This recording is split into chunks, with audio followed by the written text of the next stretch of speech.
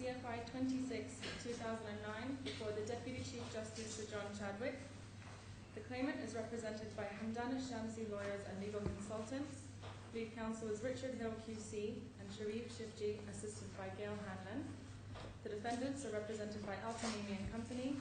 Lead counsel is Michael Brindle QC and Michael Black QC, assisted by Sarah Bayliss, Retha Jabella, and Robert Maxwell Marsh. Yes, Mr. Hill. Please, your Lord. Could I just deal with some housekeeping matters first? Well, if you've got a witness, haven't you? Well, my Lord, yes, I was going to make some opening remarks and summarise where we are, where we think we've got to on the issues in dispute, and then call Mr. AlKhorafi. Starting with housekeeping matters, we now have agreed the joint statement. That's just being copied now and will be handed to my Lord in a moment. This is the one that I ordered should be produced by the 25th of February. My Lord, that's right. You would have seen from my skeleton, we engaged in correspondence with the defendants. We thought in good time to allow that joint statement to be agreed, best part of 2 weeks to go, I think it was, and received nothing in response from them until we were hit on the day that skeletons and joint statement were due. We were hit with a KPMG report from them, and that was the first engagement by them with the issues that we had raised in correspondence. So in those circumstances, it is regrettable that the joint statement's late, but I have to say the fault lies at the door of the defendants rather than ours. But it is agreed now, and it is, I do say, a useful document for my Lord when I hand it up. It's well, actually would have been if it had been produced when I asked for it to be produced. My Lord, yes. As it is, I have had no opportunity to look at it. So its use is seriously diminished. My Lord, that was the intention of those who chose to delay it. Well, my Lord, it's certainly regrettable. I would say that the version that we provided to my Lord, I think 2 days ago, which was in a draft markup, does still substantially encapsulate the issue. So if my Lord had any time to look at that, it hasn't in substance actually moved on, it's just now agreed. So that would still have been a useful draft. The other housekeeping points, can I just check that a supplemental skeleton and a Griffin's report of 27th or 28th of February made its way to my Lord just before my Lord got on the aeroplane? No, a number of documents were handed to me this morning, which right. I have, but I haven't had a chance to read them. No, my Lord, I mean, this is a remarkable way to conduct litigation, if I may say so. Well, again, all we I made an order yes. at the beginning of February. Yes. I might just well have been beating the air for all the notice anybody's taken on it. Well, my Lord, all we've been able to do is respond to the KPMG report, and that, as I say, came in on the day that our submissions were due. Well, the one thing I did order was that a witness should be made available for cross-examination. Yes. And that's what I want to hear. Well, Lord, he is available for cross-examination. Well, let's get on with him. Yes. Could I just then understand the procedure that my Lord envisages? What I had anticipated doing was essentially opening on my case on where we are on the outstanding points in issue, which have slimmed down considerably, then calling Mr. AlKhorafi, and that would essentially be my presentation of my case. There would obviously then be, following the cross-examination, we would then essentially move to my learned friend's speeches. I don't know how, if my Lord wants to hear Mr. AlKhorafi right now. Well, I want to hear what Mr. AlKhorafi has to say, because until I hear what Mr. AlKhorafi has to say, I don't know what evidence I'm dealing with. Well, Lord, the points Mr. AlKhorafi deals with are, I would have thought, a relatively small part of the exercise that my Lord now has. Let's get it over with. Well, that's we've fine. Got him in court, we've got an interpreter in court, yes. And they're all costing money. My Lord, yes. Well, we're getting him now, so he will be here imminently. we're told 15 minutes, my lord. He's in the Ritz-Carlton and he's coming now. But perhaps while he's on his way, I could just open on the points I was going to, at least make the first of the points I was going to make by way of opening, so I don't have to repeat myself after Mr. AlKhorafi. Well, before Latif does it, Your Lordship probably doesn't want to hear an argument as to who is to blame for the late documentation, but certainly we don't accept it. I don't want to hear an argument. I didn't think Your Lordship would, but just to note that we don't accept it's all our fault, but we do accept that Your Lordship's order has not been complied with. It's a matter of considerable regret. Just to complete the housekeeping points, there is one further report from KPMG now, or at least a letter from KPMG, which has come in on behalf of the defendants this morning, and which, in the circumstances, we're not going to I reject. have made no order from expert reports, and so I'm not expecting to have any expert reports. Well, my lord, yes, these reports have, I think on both sides would accept, ended up being a useful vehicle for narrowing the issues. Well, They if the parties wish to use them as a useful vehicle, Yes. then they can do so. But I have made no order for experts' reports. No, my lord, that's accepted on both sides. None of this is tendered as expert evidence on either side. It's all a vehicle for our presentation of our cases. And I think on both sides it's accepted that it's useful, and indeed it's led to a joint statement that has made quite a bit of progress. And I think both sides will be making submissions in terms of the outstanding issues by reference to those reports. But as I say, on the basis that these aren't experts' reports, this is the vehicle that both sides are using for their submissions. And on that point, KPMG have produced one this morning, and given the way in which these are being presented, we're not going to object to them using those arguments and using that report as a vehicle for their arguments. But I've only just seen it, and I have no problem with it going in, because my learned friend, Mr. Brindle, will be speaking on the basis of that report as things are, and we may as well have it in writing. So no doubt that will be handed up at some stage. Now, the order in which I'm going to deal with matters today, and I'll make as much progress as I can before Mr. AlKhorafi arrives, and then continue after he's finished, if I may, is to deal with the outstanding quantification exercise first, where there are three heads of loss, those being first, fees and interest incurred of Bank Sarasin, secondly, fees and interest incurred with ABK, and thirdly, interest incurred with CBK. Next I'll deal with a very short point on interest, and next I'll deal with the issue of multiple damages against the first defendant under Article 40, subpara 2 of the Law of Remedies and Damages. You have dealt with all of these in your written submissions. My Lord, yes, but things have now moved on because we've had a yet further report from KPMG. We've had the joint How much statement. use can I make of your written submissions? Well, I hope quite a lot, my Lord.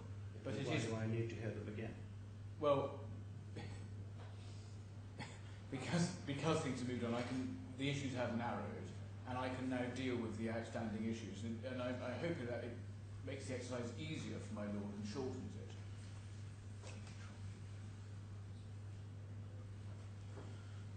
Starting with the... Well, Mr. Hill, it doesn't shorten it or make it easier if I'm given things at, or almost at, the time that I wanted them. I read them, and then I'm told I might as well not have bothered because things have now moved on. Well, it's...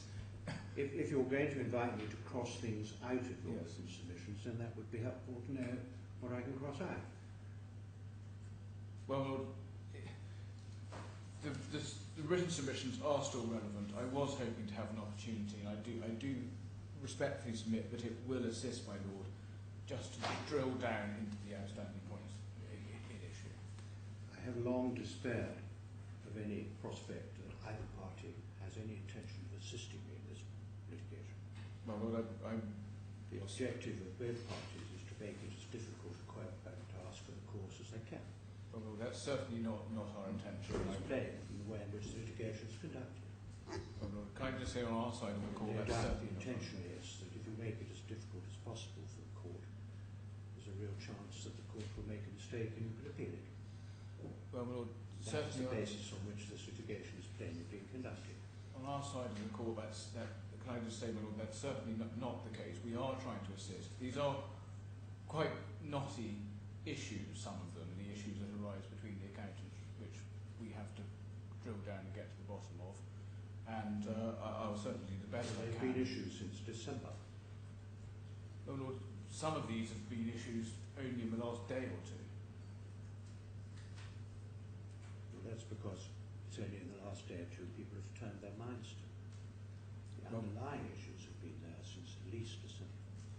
Well, Lord, as I say, we have had to grapple with a report from KPMG which came in on Thursday, I think. We've done our best.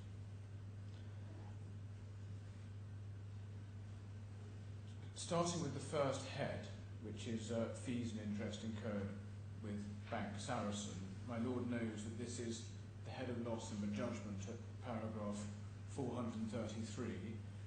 As we set out at paragraph 15 of our skeleton, we seek 10.578 million under that head. And there is, as we identify in that table, there is one relatively modest difference between the parties of $648,000, which I'll deal with in a moment.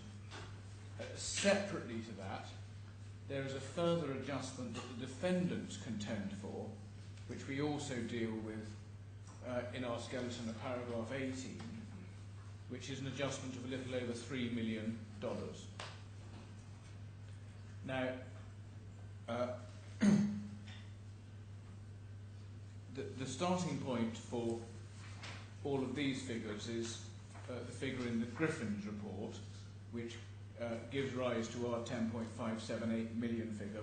My Lord doesn't need to turn that up, but for the transcript, that's at bundle C1 41422, and that gave the figure at trial, as at trial, which is still the figure we contend for. And that's reiterated, just to be clear, in Griffin's second report, and again for my Lord's reference, that's at C2, tab 48, page 856. And now, coming to the 2 points of difference, as things stood at trial, the only points of difference we were aware of were at Schedule Y to the second defendant's closing submissions, which again for the transcript is at E78, page 1479, and the difference, leaving aside a very small $444 item, entirely corresponded to this 648,000 item that one sees at paragraph 15, and I'll deal with that now.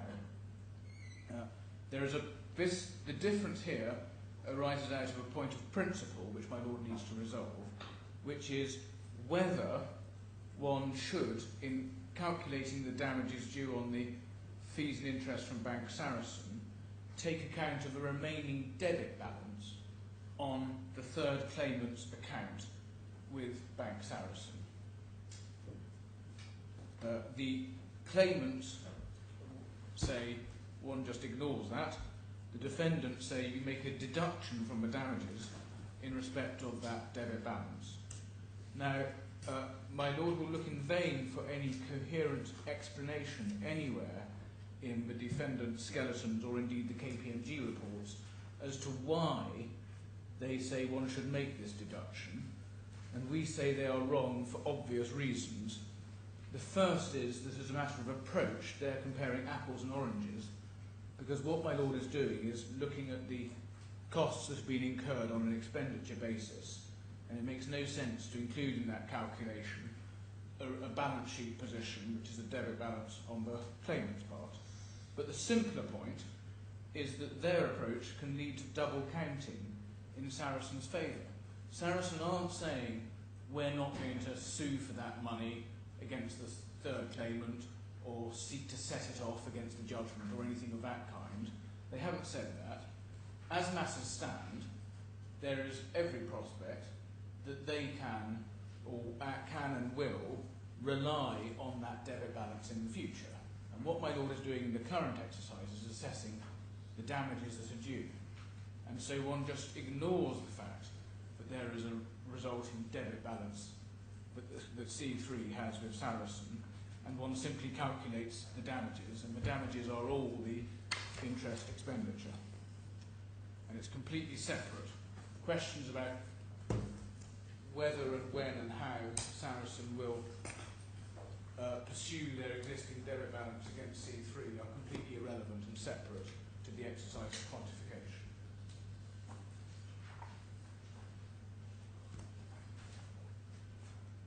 So that, my lord, deals with the main difference on the figures, or as they stood at trial, that is the difference between Schedule Y of the D2's closing submissions and the Griffin's report at trial.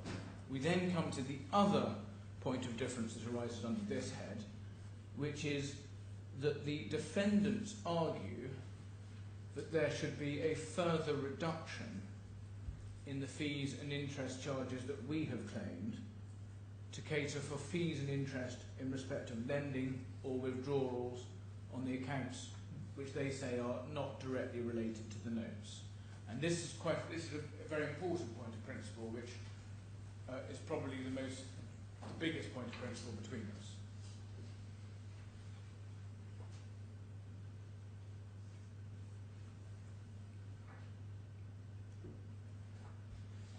And the big point, and it applies both to Saracen losses and indeed to ABK and CBK losses, the big point that my learned friends make is that there was a 35 million withdrawal by C2 and separately further withdrawals by C1, which the defendants quantify at 4.1 million, and their argument is that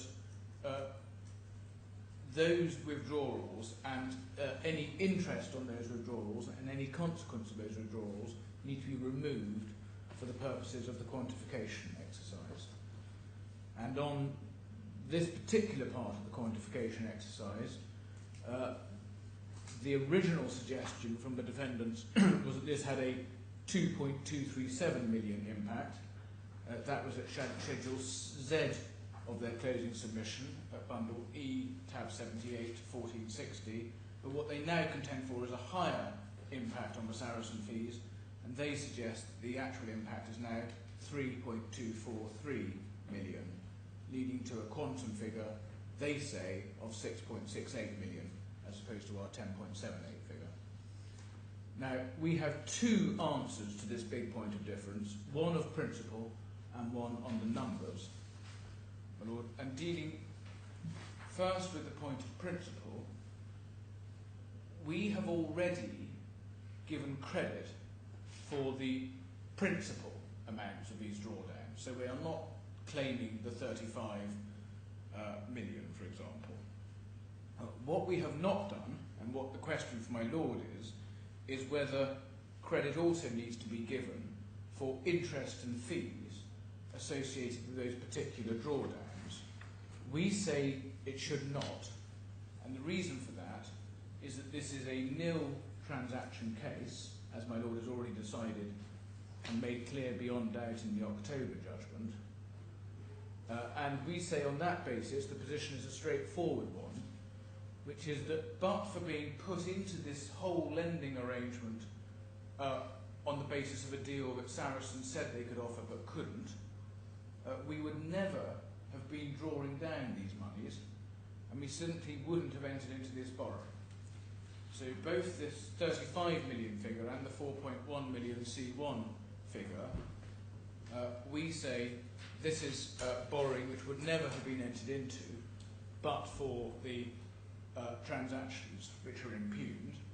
And while we accept that this doesn't entitle us to the principal for free, and that's why we've accounted for that, we do say we should not have been and should not be saddled with the interest and fees, which are the incidents of this lending, which would never otherwise have happened. So that's the point of principle, my Lord, and it's an important point for a number of the claims.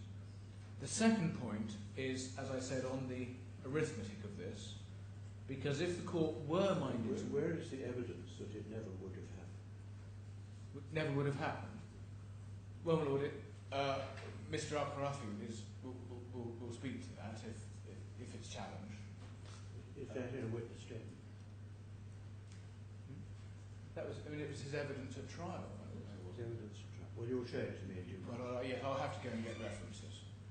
But we certainly say that all of this borrowing is borrowing that wouldn't have happened. Mr. Hill, I need to be careful in this exercise between what you say and what is actually supported by evidence.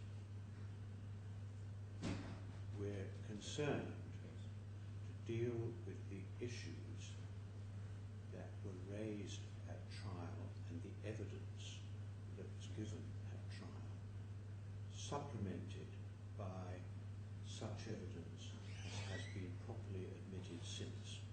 No, I accept that, my lord. So I shall need to seek the evidence on which reliance is based. Yes, and I've made a note on that point. I will need to come back to my lord with reference.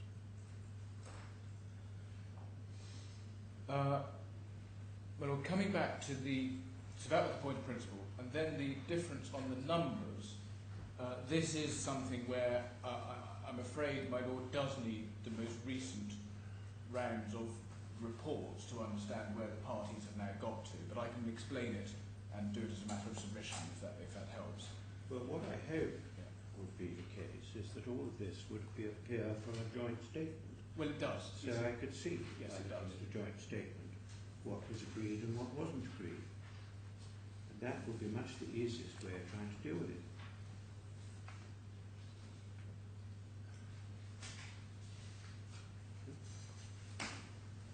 Well, I've just handed up what is now the agreed joint statement. I've just been dealing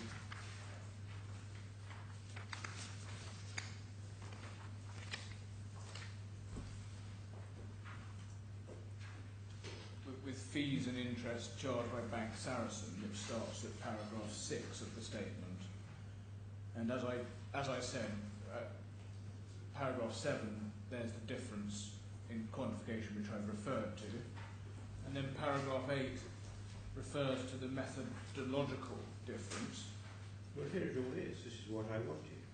If I'd had this when I'd asked for it, I would be better prepared to deal with this hearing. But the parties didn't want me to be properly prepared for the hearing, so they didn't provide it. But I have it now. Oh, Lord, we certainly did want my lord to be properly prepared for the hearing, and we don't accept that it's our responsibility that this is late. So, as paragraph 9 says, our position is we should reverse all these fees and interest. So that's the first sentence to the point I've just dealt with, the point of principle. I'm now coming on to what's dealt with in the next part. We say that even using the defendant's different methodology, the calculations are too low. And then we refer to computational errors, and then inconsistency of adoption of methodology and the wrongful reduction of a debit balance. The wrongful deduction of a debit balance of 644 I've already dealt with. So what I now need to deal with are those 4 other items, which is the 179, the 32,000, the 1.148 million, and the 354,000. And I'm going to deal with that now. Just before I do, it's worth looking at what the defendant's position is, which is that they do maintain their methodological point on deductions, and then they don't accept our adjustments on the numbers if one gets into that territory. And the references are then given at paragraphs 10 and 11. So if I could now deal with the 4 adjustments. I see when I look at paragraph 11 that the defendant's position is explained in a report dated the 2nd of March, so it's not particularly surprising that I wasn't given this statement when I asked for it on the 25th of February. Well, indeed, the 4th KPMG report is itself dated 25th of February. So both reports. So my order has just been completely ignored. Well, we certainly criticise the defendants for that. can I just come to the four components of the four components of these numerical difference, which, as I say, only arises if my lord's against me on the methodological point. The first is a point which is made at paragraph 5.2 and 5.3 of Griffin's supplemental report. My lord will have been given that this morning, I now understand. I don't know if that's in a bundle anywhere or whether my lord only has it loose.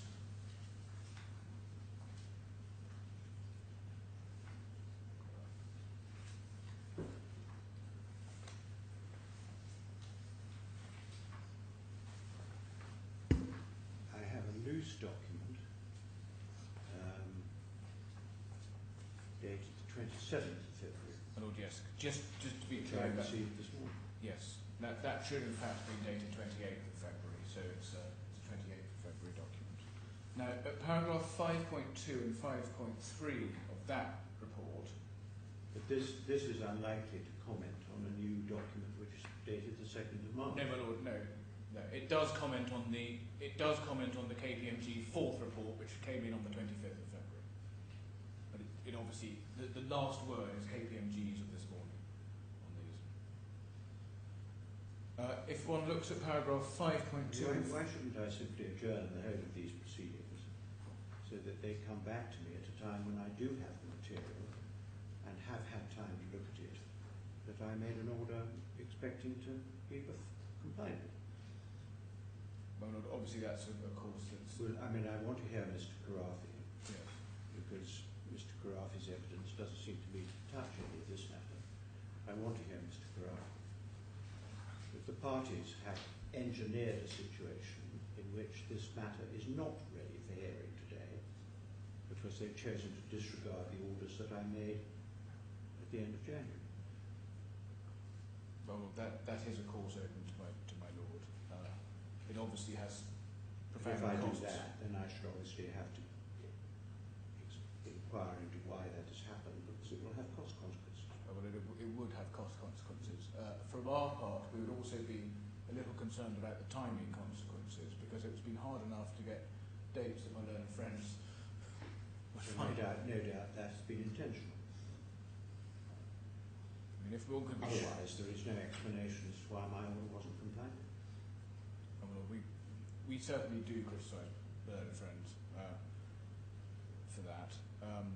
It's difficult to look at these documents without an increasing sense that they're designed to sabotage this hearing. Well, The court is not getting the help and cooperation that it expected to get from parties represented by leading counsel in circumstances in which it held preliminary hearings to avoid just the situation that we're in today. And that is deeply unsatisfactory. I certainly accept and in fact submit that it is unsatisfactory. I also submit that this is to be laid wholly, if not or principally, at the door of the defendant and not my. Well, I only have to look at the dates to see when things happen. That's right, my lord. But I would be concerned if matters moved off unless two things. One. Well, I do want to hear Mr. AlKhorafi's evidence. Well, he's on his way, my lord. And he'll be Because that is a missing piece of the jigsaw which we need to finish. yes. And can I also say, my lord, that where we've now got to, regrettably very late, is that I think we are in a documentary shape for this hearing. Now that we actually have all these reports and we have the joint statement, we have finally got to the position that we should have got to a week or so ago. But that obviously puts my lord in a very difficult position. And I also have to accept. No doubt it was intended to. And I also have to accept these are quite knotty points, some of them, and it's not easy, and won't be easy for my lord to get to the bottom of them. Yeah. Well, if you have a knotty point, spring it on the judge at the last minute, and there's a good chance you'll get it wrong.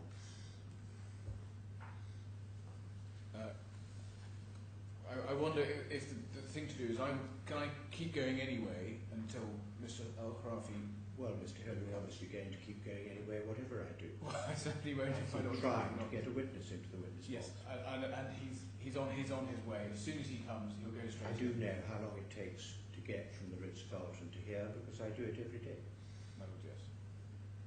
About 3 minutes.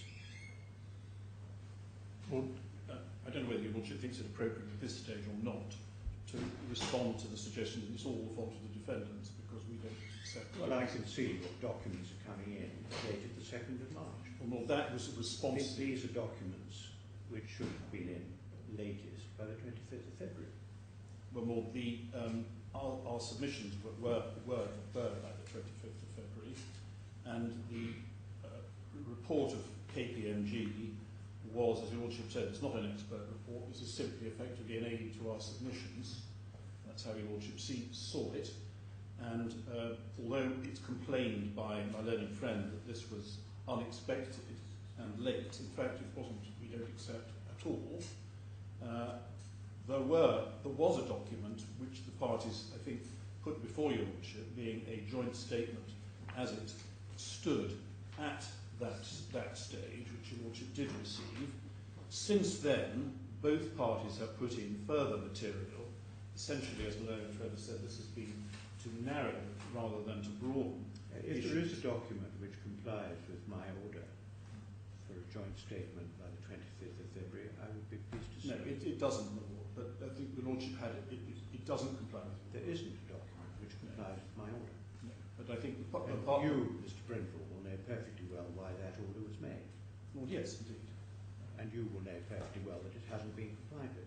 Yes, well, that's not that I do accept that, but I don't accept it was entirely the fault of my side, because it was just as much the fault of the other side. We submit. They themselves have put in the further Griffin material, which is the date of which I can't immediately recall, but I think it's the 28th of February. Well, I look So at that's the document theirs. that has now been put before And then me I'll- as a joint statement on quantum, Yes. and I find it refers to a report of the 2nd of March. Yes, Your Honours, also you see there a report, Griffin's supplementary report of the 28th of February, paragraph 10, which is from their side. And I'm unable So to both sides understand have why put in this further material was not produced on time. Lord, it should have been, but my point is, may not be a point that the Lordship thinks matters for present purposes. It is not all our fault, it's their fault as well.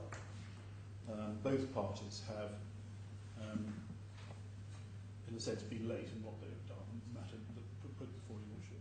Well, both parties no doubt share a common purpose of making life as difficult to try as possible. As my learned friend has said, we certainly have no such intention on our side, and they've said they don't have any such intention. It is most regrettable. I fully understand and accept the attitude that your Lordship has taken to this. In terms of going forward, I suggest that we, when Mr. AlKhorafi comes, we have his evidence, as your Lordship wants to hear that. But it may be possible, your Lordship, then, without hearing any submissions, to proceed with any other matters tomorrow. I don't think Mr. AlKhorafi would be giving evidence more than half a day. And your Lordship would have the opportunity, perhaps this afternoon, when we should be adjourned, to catch up on this material we should have had at the end of last week. Well, I think we now have Mr. AlKhorafi, so let's have him in the witness box.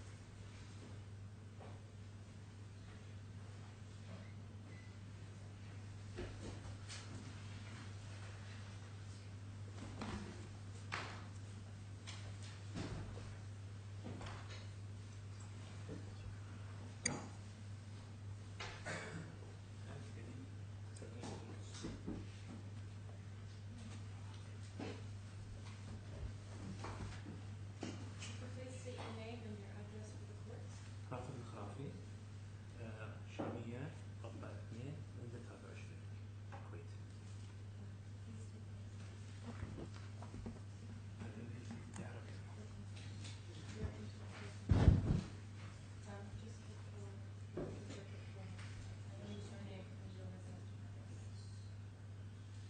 Good morning, my lordship.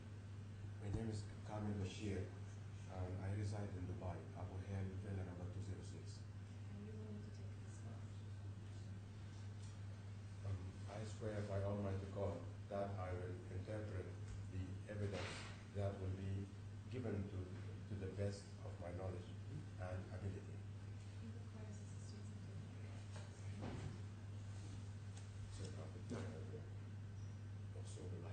أقسم بالله العظيم وكتابه الكريم وكتابه الكريم أن أقول الحق أن أقول الحق كل الحق كل الحق ولا شيء غير الحق. ولا شيء غير الحق.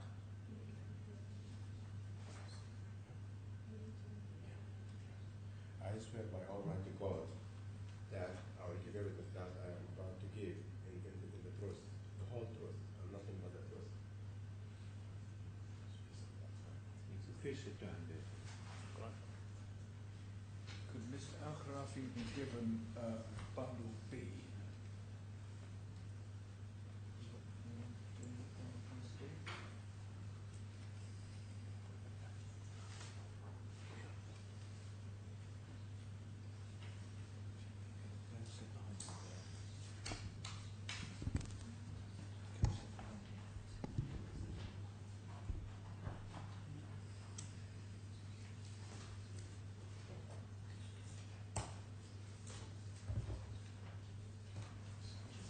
Sit behind him and help him with the references.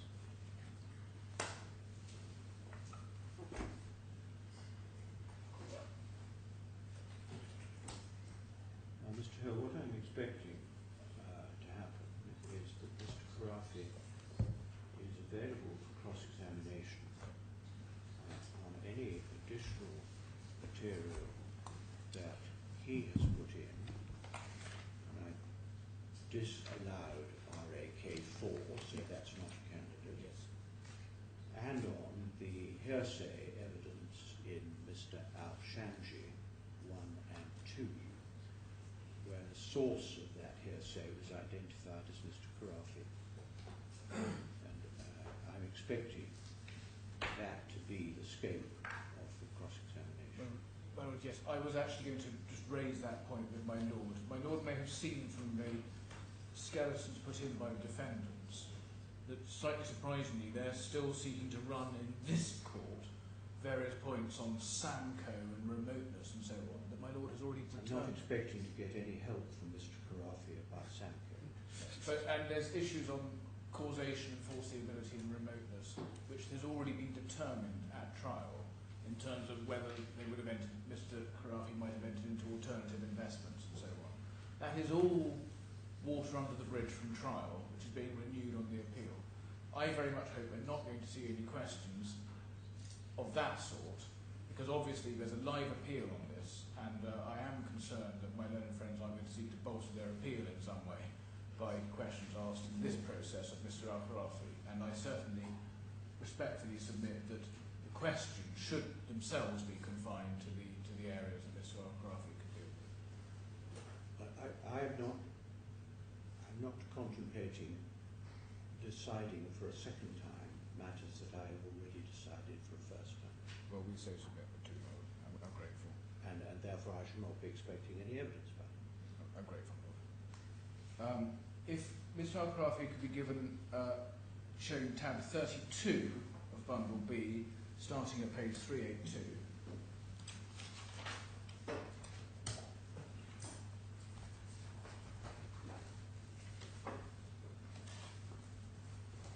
Do you see a document there entitled Fifth Witness Statement of Rafed AlKhorafi?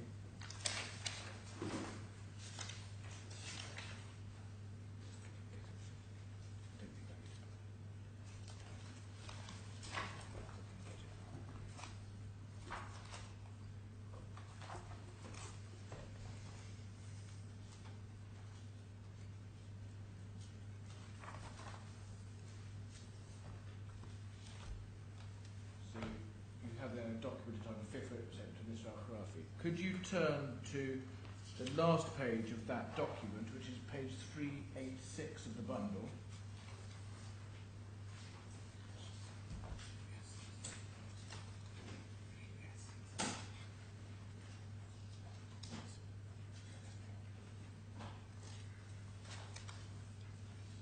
Is that your signature? And is this this your Yes, it's my signature. and is this your fifth witness statement?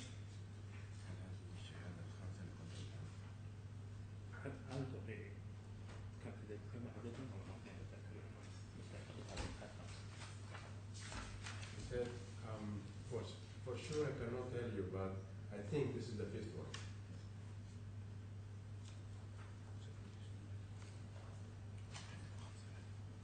Well, if you Yes, look it at is. Yes, it is. yes, thank you. And are its contents true? Mr. AlKhorafi said it is written in English. That's why I could not tell it is the fifth, but it is. Yes, it is. Are its contents true?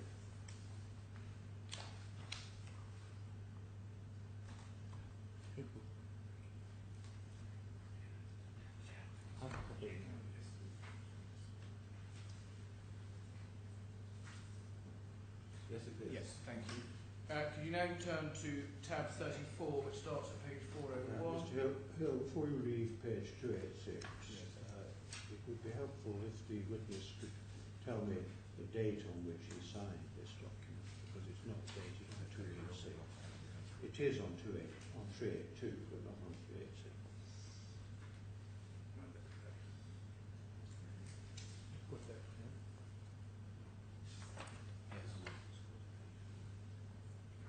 Or you may have a copy which is dated, but No, on I page 386 of my file, it hasn't got a date. I don't know, but I think it was actually served on around the day it was around the 7th of January. The witness can just tell us when he signed it, if he can.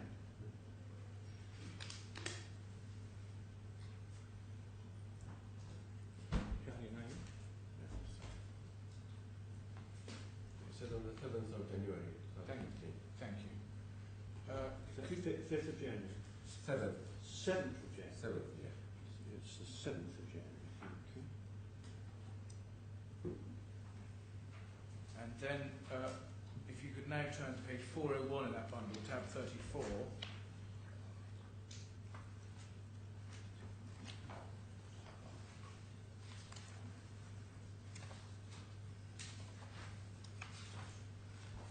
This document entitled Sixth Witness Statement of Rafed AlKhorafi.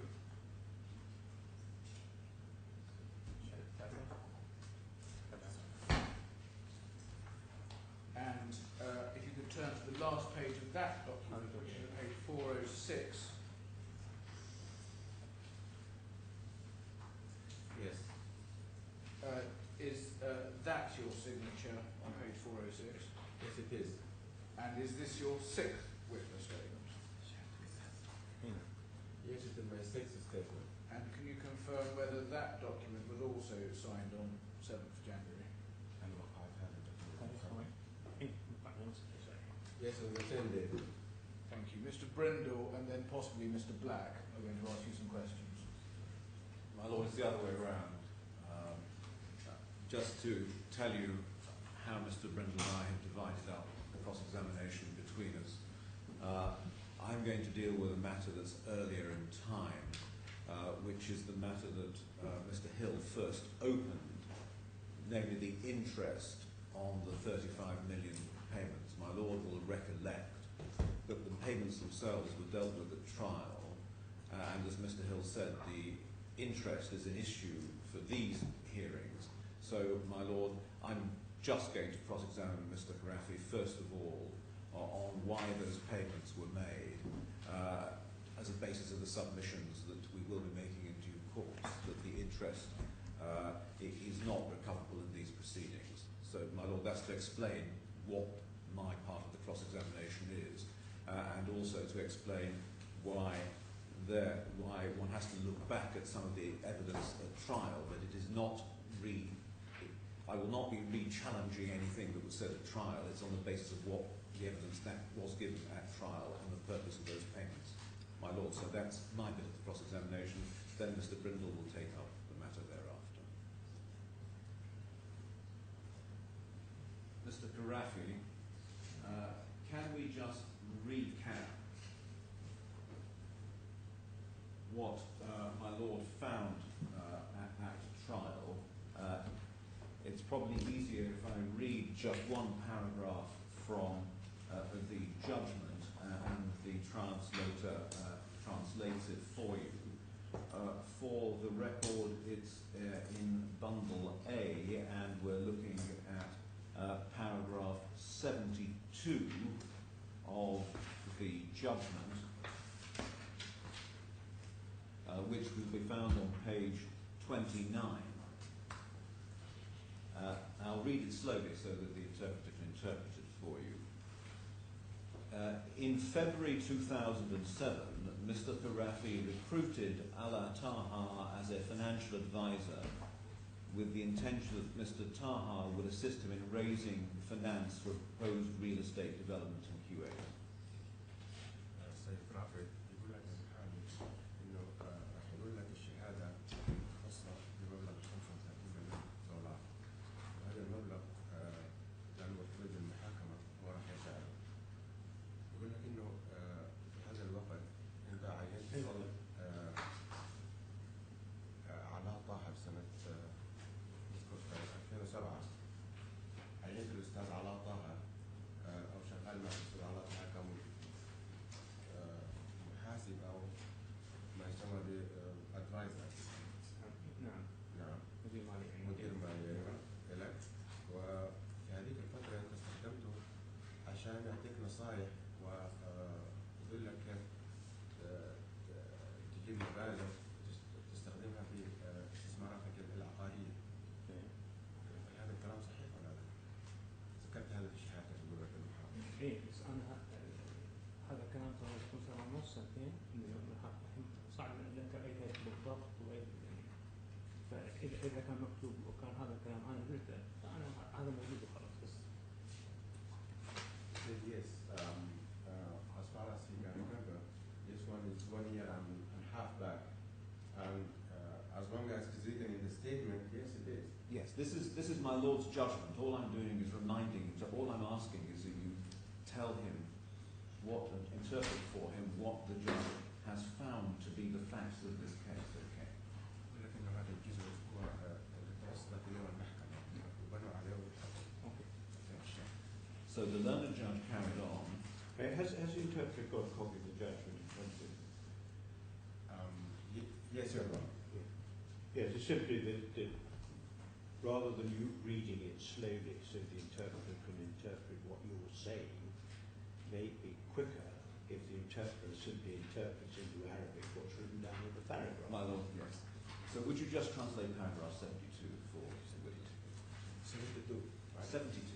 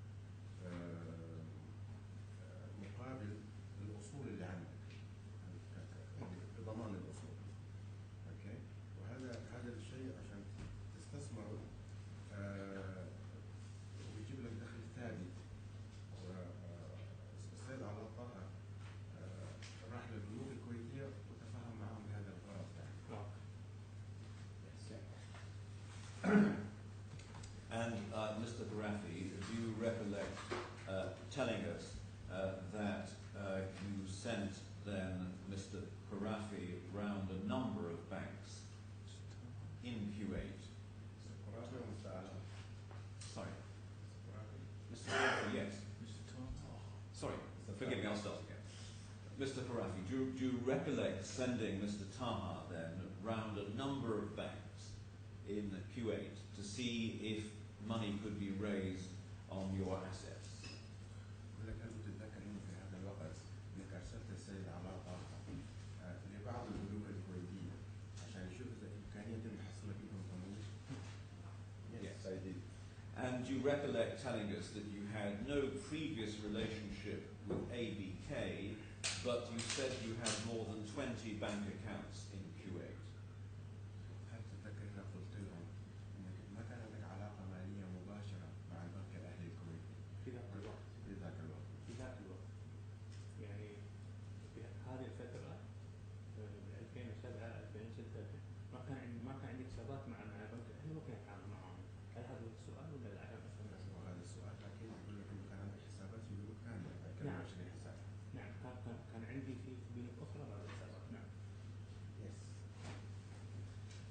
And amongst the banks that you had accounts with in Kuwait were the Gulf Bank and the Bergen Bank, weren't they?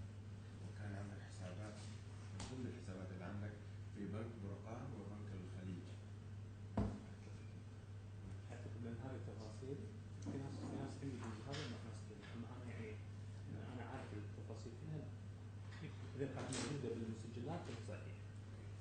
I said I think so, but you know very well that I have people to manage things for me, so I'm not entitled to look into each and every detail in any bank.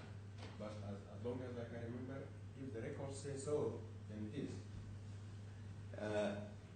In fact, you told his lordship that you couldn't remember why you had an account with the Bergen Bank. Is that still the position? ولكن انت اثناء المحاكمه ذكرت رئيس المحكمه. نعم. انت ما كنت تتذكر اذا كان عندك حساب مع بنك برقان ولا لا.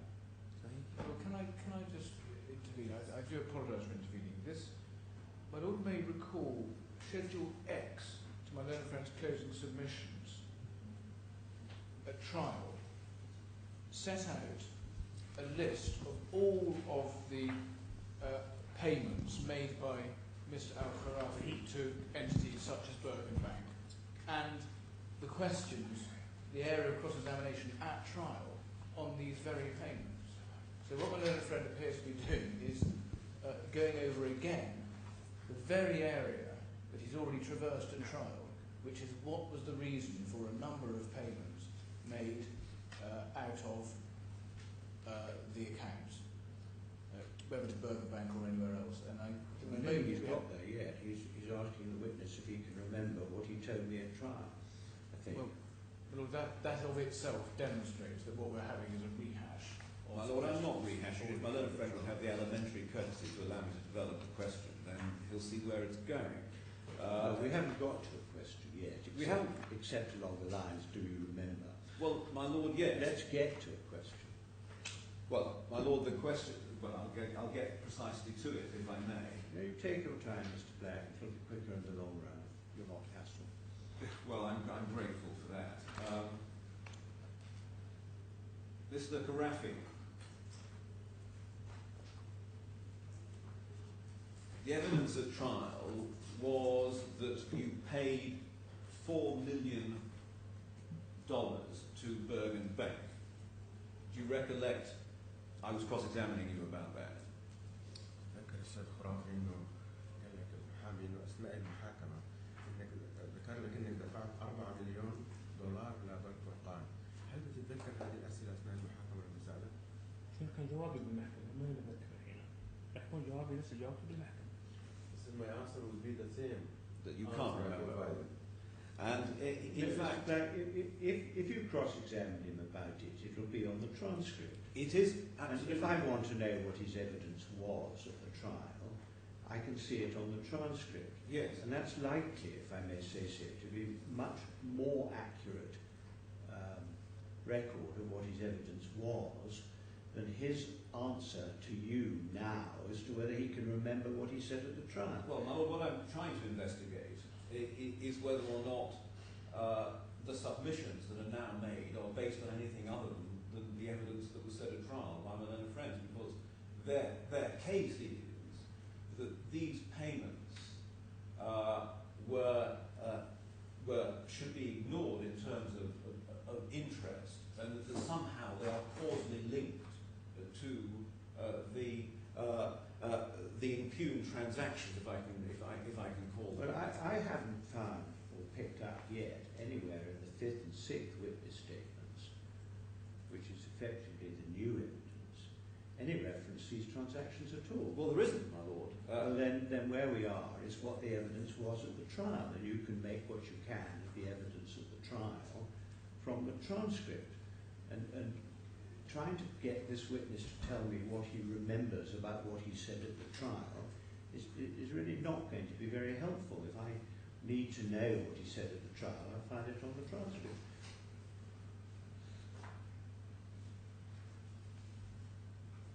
I mean, in case it helps, I've got no recollection of what he said at the trial, other than what I put in my judgment or what I will read on the transcript. My learned friend And I expect the witness has a much busier life than I do, and therefore he probably has even less recollection of what he said at the trial. Well, my learned friend is right, and I will take you to the schedule that actually schedules out the references on the transcript about what he said about each one of these payments, my lord. I obviously don't need to go back over that evidence. The only recollection I have is that there were some Bugattis involved, which caught my interest. There were Bugattis, and there were lorries, and the purchase of shareholdings, and many millions of dollars that the witness could remember what he'd done with. But my lord, as I say, will make submissions about those in due course.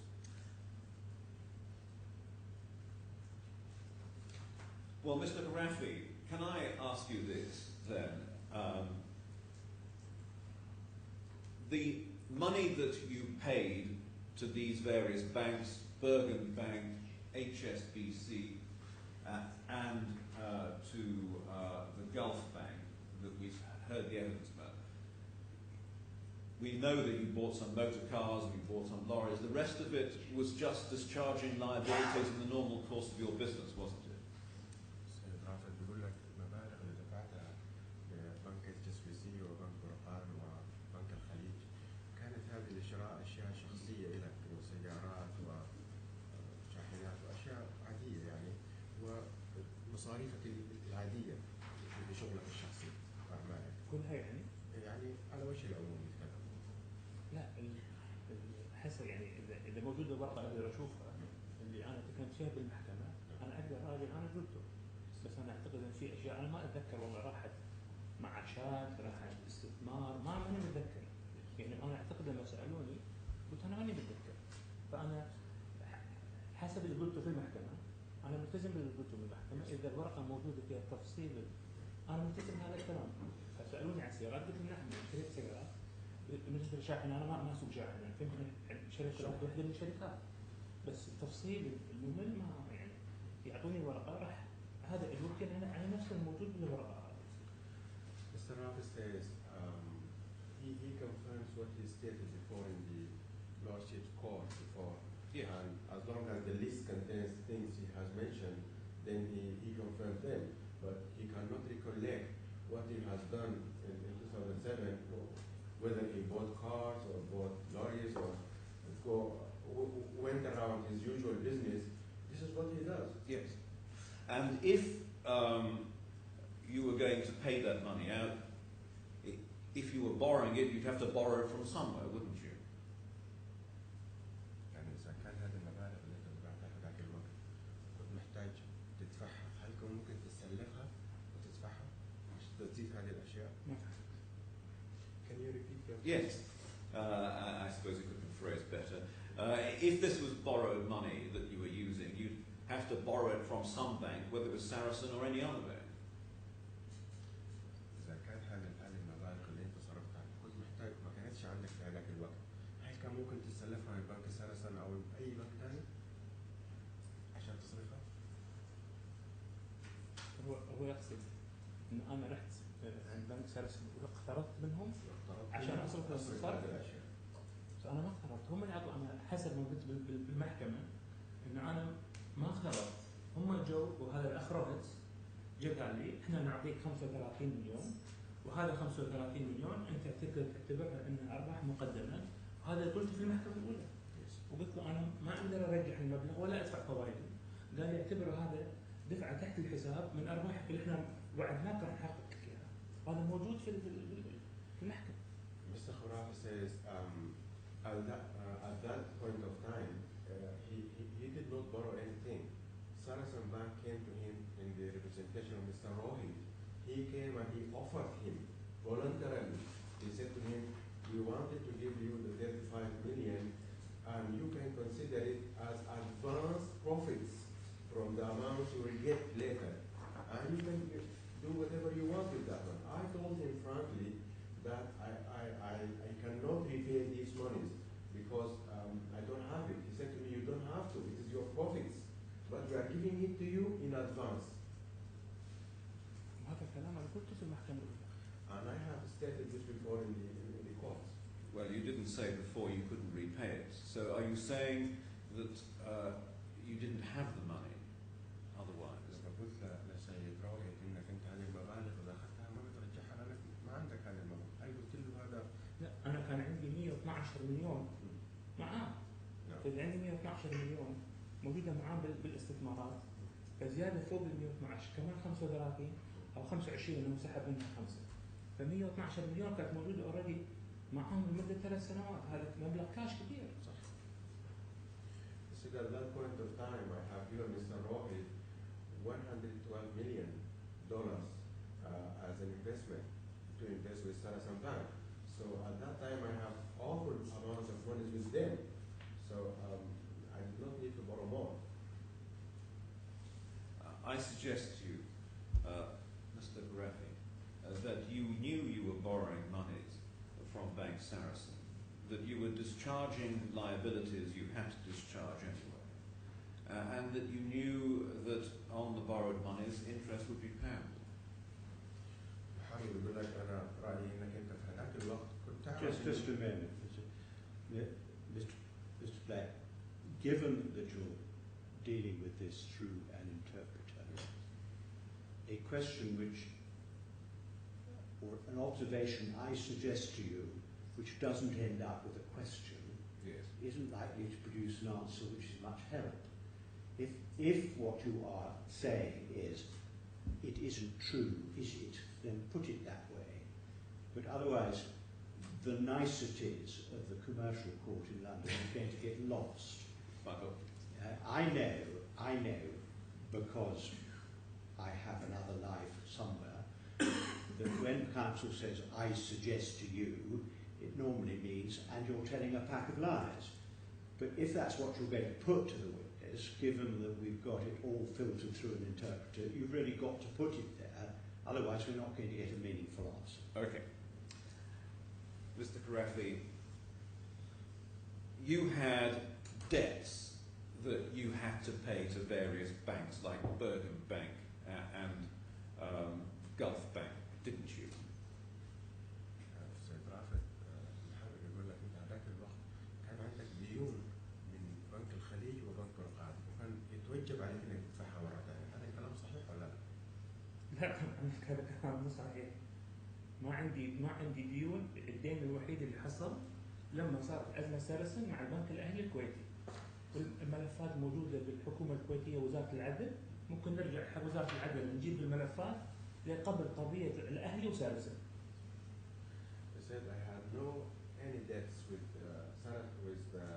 Gulf Bank or with Burkan Bank at that time, and you can refer to the minutes and the registrations with the Ministry of Justice in Kuwait and the Kuwaiti government, because before the case with Sarasin and Ahli Bank of Kuwait, I did not have any problems at all.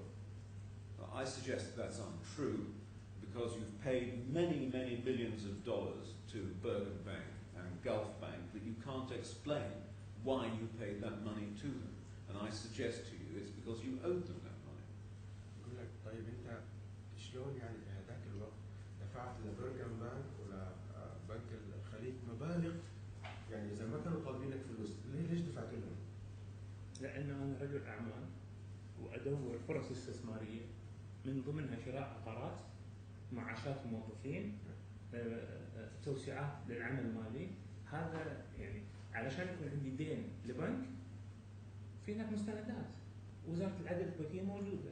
إذا سعادة القاضي يحب أن أنا أرجع أدور مستندات وش كذا أنا علي مديونيات كرافد الخرافي في ذاك الوقت، أنا مستعد أروح أجيب المديونيات. إذا أنا شخص علي مديونيات راح تكون واضحة بوزارة العدل الكويتية والحكومة الكويتية. He said the Ministry of Justice in Kuwait and the Kuwaiti government, they have records of everything, and I did not have any debts. I was only going around and doing my usual business. I am a businessman. I have to pay salaries, I have to acquire new lands, I have to make new developments, I have to expand my companies. I was just going about my usual routine. Well, if it was your usual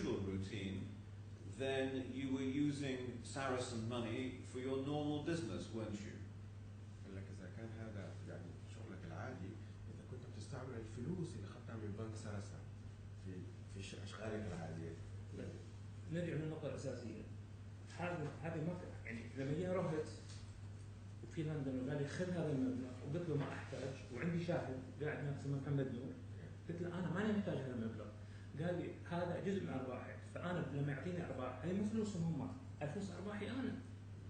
هو قال لي هذه أرباحك أنت، هذا مقدم من الأرباح اللي إحنا راح نحقق لك إياه، وقال لي إحنا ما نوعدك ب 50% من الأرباح، إحنا نوعدك ب 40 وأقل.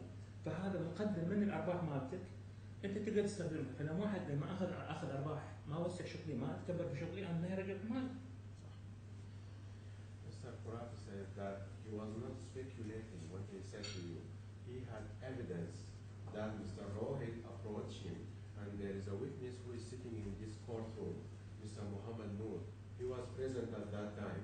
When Mr. Rohit approached me and said to me, literally speaking, this is not money you are borrowing. This is your profits I am giving you in advance. And I am not, Mr. Rohit said to Mr. AlKhorafi, I am not promising you 50% profit. I can only promise you 40% and less. But this is your money I'm giving you in advance. So Mr. AlKhorafi says, I am a businessman. When I am presented with an opportunity to expand my business with my own money, I did not borrow anything. It's my own money, so I'm free to do with it whatever I do. I suggest to you, sorry, Mr. AlKhorafi, you knew very well that you were borrowing money and that you had to pay interest on it, didn't you? قال لك لما كنت اعطوك هذه 35 مليون دولار قالوا لك هذه الفلوس سلفه انت بتقترضها مننا وانت لازم تدفع عليها ارباح. جاوبت هذا السؤال قبل شوي. He said, I have answered this question just a minute ago. No more questions. Mr. AlKhorafi, I want to ask you questions on a different topic. I want to ask you first of all about the interest and charges that you and the other claimants have paid to ABK. راح يسألك عن أسئلة مختلفة عن الأسئلة اللي سألها زميلي. راح يسألك عن الأرباح والرسوم اللي دفعتها أنت ووالدتك الله يحفظها ومدامك الله يحفظها. إنه دفعتوها للبنك الأهلي. نعم. Yes, please. Now, your position is that you are now, when I say you, I mean the claimants, you are now claiming interest paid both before and after December 2009. Is that right? هل أنت وبقية الأطراف الخطية اللي هو والدتك الله يحفظها والمدام هل مطالبين بأرباح عن المبالغ من 2009 وأنت طالع ولا هذا صحيح ولا لا؟ عشان أكون صريح بالنسبة للتفاصيل المالية الدقيقة قبل 2009 أو بعد 2009 أنا المعلومة عندي العنوان العريض، تفاصيل موجودة عند الموظفين المالوتي المسؤولين الماليين المكتب مالي، فأكون دقيق بالإجابة وصريح. ما عندي جواب دقيق، بس إحنا اللي قاعدين نطالب الموجود عند المحامين هذا صحيح. هل أنا أعلم بتفاصيل المواضيع؟ لا. Mr. AlKhorafi says that you well know that he and the other plaintiffs they have stated everything in details with the lawyers and with the submission to the court. But sitting here, he cannot recollect each and every minute detail about the claims. But Mr. AlKhorafi says, I am a business owner, but I don't do the details. No, but you're aware, aren't you, that you are claiming interest paid both before and after December 2009? لكن انت الان اكيد تعرف يعني انه في انتم مطالبين الان بحقوقكم وارباحكم من قبل 2009 وبعد 2009. هل هذه المعلومه انت صحيح؟ Yes. Yes. Up until the trial of this matter, the claim was only for interest up to December 2009 and not thereafter. Is that right? كان قبل ما تجوا للمحكمه هنا كانت كل مطالبه مطالباتكم بتقول بان الارباح اللي بعد 2009 متضاعفه. هذا الكلام صحيح ولا لا؟ ما بعرف. So they don't know. Well, can I show you something? If you've given bundle E,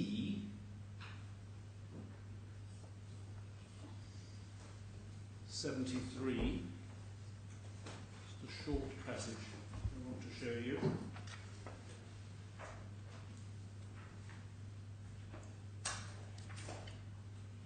Is that coming?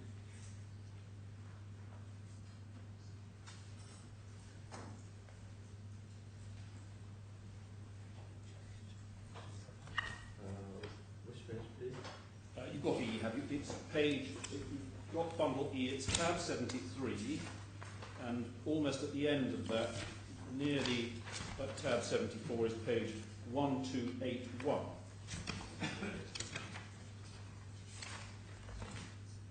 So if you could have that, but also page 1201 is the beginning of this document.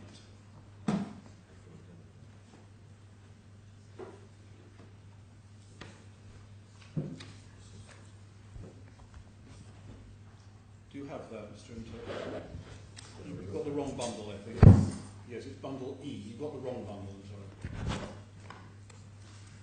Go first of all to page 1201, the beginning of tab 73 in bundle E, please. Start at 1201 and identify the document.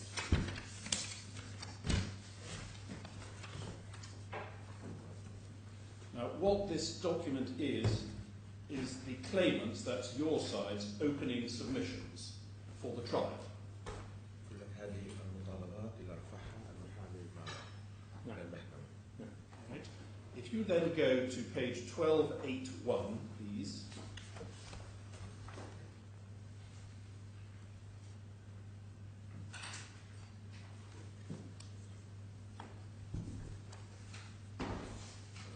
This is what your lawyers said, right? And if you look at paragraph 198.3, the claim is for other fees and interest charged by ABK up to 19th December 2009. See that?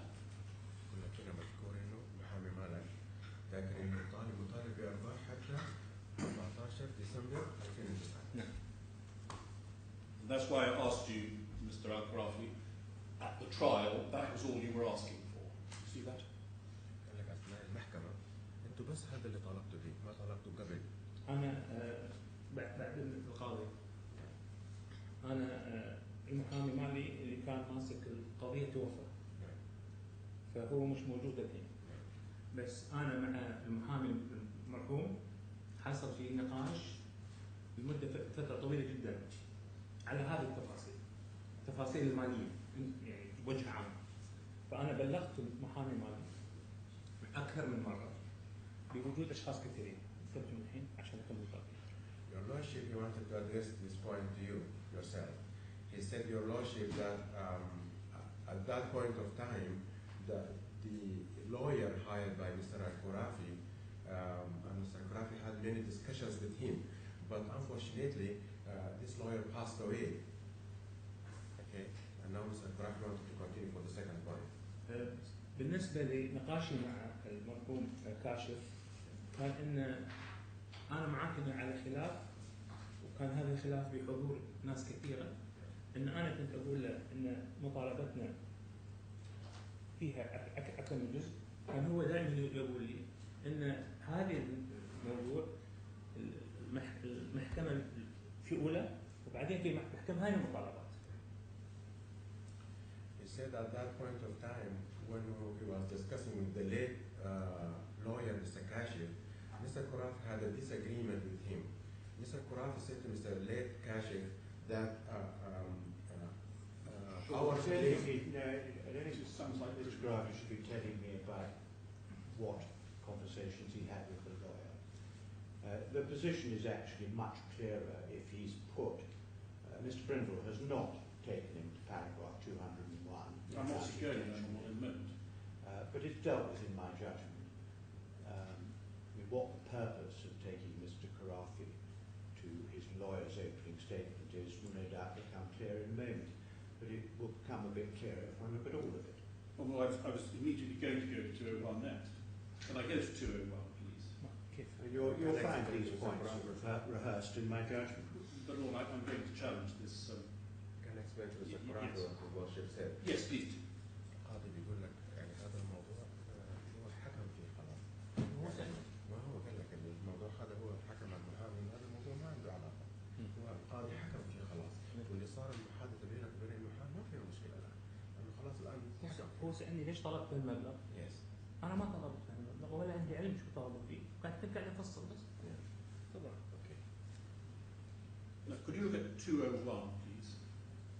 The paragraph 201 on the same page. Can you translate that to him, please, Mr. Interpreter? So الآخر بيقول لك بالنسبة للخسائر اللي كانت مع البنك الأهلي الكويتي حسبتوها حتى تاريخ 14 ديسمبر 2009. اوكي.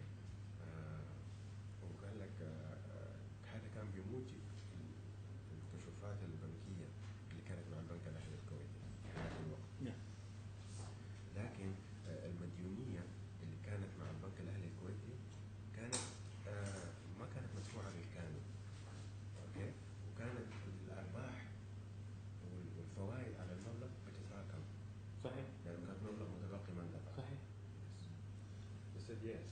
You see that? Yeah, you can see that. Now, it's not true, is it, that losses were only calculated up to 14th December because you only had account statements up to that point? That is not correct, is it?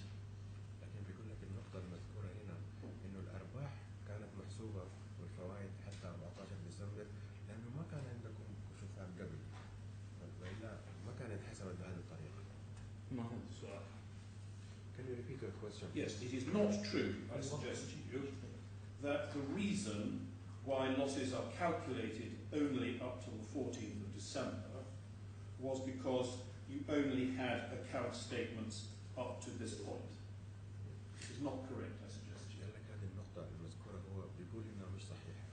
ليش؟ لأنه الأرباح المحسوبة فيها حتى 14 ديسمبر 2009 وإنه كان مفروض أنت قلت هذه محسوبة لحد هذا التاريخ فقط لأنه عندكم بس كشوفات لحد هذا التاريخ. ولا ما فاهم شيء. والله ما فهمت ولا شيء. ما فاهم. So they cannot understand your question. I'm suggesting to you that first sentence is wrong. يقول لك أنت بتقول إنه الكشوفات والخسائر هذه محسوبة لحد 14 ديسمبر. كشوفات ولا خسائر. في فرق. الكشوفات فإحنا مع الأهلي في قضية. نعم. وهم وقفوا كل الكشوفات الآن. إذا بالنسبة للخسائر خسائر مستمرة لها اللحظة. إلى الآن في عليه قضايا وحجوزات وانترست وفوائد كل هذا محسوب الحين ما وقف. إلى الآن لم يوقف. بالنسبة للكشوفات تعاملنا معهم صار خصم هو بالمحكمة. وقف كل الأوراق عليه. Mr. Qurati said, let me explain something to you. There are two things here. We have the statements and we have the losses. The losses are continuous up to today's date because we are in litigation with the Ahli Bank of Kuwait up to today and we are incurring losses. But if you speak about the statements, when we enter into a litigation with Ahli Bank of Kuwait, they stopped giving us any statements. So at that point of time, this is the latest we had. We could not obtain more statements. Well, I'm going to come to the detail of the statements in a moment. What I'm going to suggest to you is that the true reason why you didn't claim beyond 14th December 2009 was because you realised full well that you couldn't sensibly blame any later interest payments on the defendants. بقول لك انت هو رايي الشخصي انه هذا الكلام مش صحيح لسبب انه انتم صحيح دخلتوا في مشكله مع البنك الاهلي الكويتي وقضيتوهم ولكن الكشوفات لحد هذاك الوقت 14 ديسمبر 2009 كانت لانه can you repeat please? Yes, the true reason you didn't claim beyond 14th December 2009 was that you realised that you could not sensibly blame any later payments on the defendants. That's what I suggest to you. قال لك يعني هو بتقول انتوا حددتوا هذا التاريخ 14 ديسمبر 2009 لانكم عرفتوا انه مش من المنطق انكم تطالبوا بالخسائر الثانيه من البنك الاهلي الكويت بعد هذا التاريخ، لانه ما ممكن تلوموا عليها الحكم ضدهم. هذا اللي هو سارسن يعني. سارسن. زين انا البنك الاهلي قبل ما فلوسنا تتحول لبنك سارسن ما كان في قضيه معاهم. لما بدات المشكله هم طالبونا بالمبالغ اللي اعطونا اياها حق سارسن. يعني قضيه سهله جدا، 1 زائد 1 يساوي 2. احنا اعطيناها فلوس حق سارسن، راحت فلوس سارسن. سارسن ما راح يرجعها، انت رجعها لي. فانا الكفاله البنكيه لازم انا ارجعها باسم زوجتي، لازم انا ارجع قرض الوالده والقرض مالي. وبسبب هذا اصلا كل شغلي مع البنك الاهلي كله وقف. فانا فلوس لحد الان اللي موجوده في رسل في سارسن ما رجعت. القضيه شغاله لان يبون فلوسهم يا جماعه. He said this point is very clear to him. It's 1 + 1 = 2 for him. He was approached by Sarasin to go and borrow banks from Ahli Bank of Kuwait and give to Sarasin. When Sarasin did not return the money to Mr. AlKhorafi, then Ahli Bank of Kuwait said to Mr. AlKhorafi, you need to give us back our money. Then when he couldn't, him and his wife and his mother, they could not, then the Ahli Bank of Kuwait filed the case against them. And up to now it is going on. Now, let me ask you this. When, first of all, will you accept this, that the Sarasin investments, the investments that you had acquired from Sarasin, were sold in October 2008? هل يمكن توافق عليه انه الاستثمار مع بنك سارسن كان في سبتمبر 2009؟ تاريخ بالضبط؟ ما اذكر ان علاقتي معهم انقطعت وما كان في علاقه، كان في مراسلات. فاذا كان في جواب يعني رساله منهم ان احنا بعنا هذا الاستثمار، هذا جواب مكتوب الكتاب موجود في السجلات. انا شخصيا ما متذكر امتى باعوا ولا. I cannot remember exactly the date, but if there is evidence, because we had no direct communication with Sarasin at that time, there were only communications through letters and emails. Right. And if there is a proof in the court record, then it is. Okay. Now, can you help me with this? After the investments had been sold, interest continued to be paid, as you have said, to ADK, right? بعد ما باعوا الاستثمار انتم واصلتوا في دفع الفوائد للبنك الاهلي الكويتي. صحيح ولا لا؟ انا دفعت، بديت ادفع فوائد لان سارسن وقف الكوبونات من قبلها بفتره. فانا بس وقف هو يدفع الكوبون، انا بديت ادفع فوائد.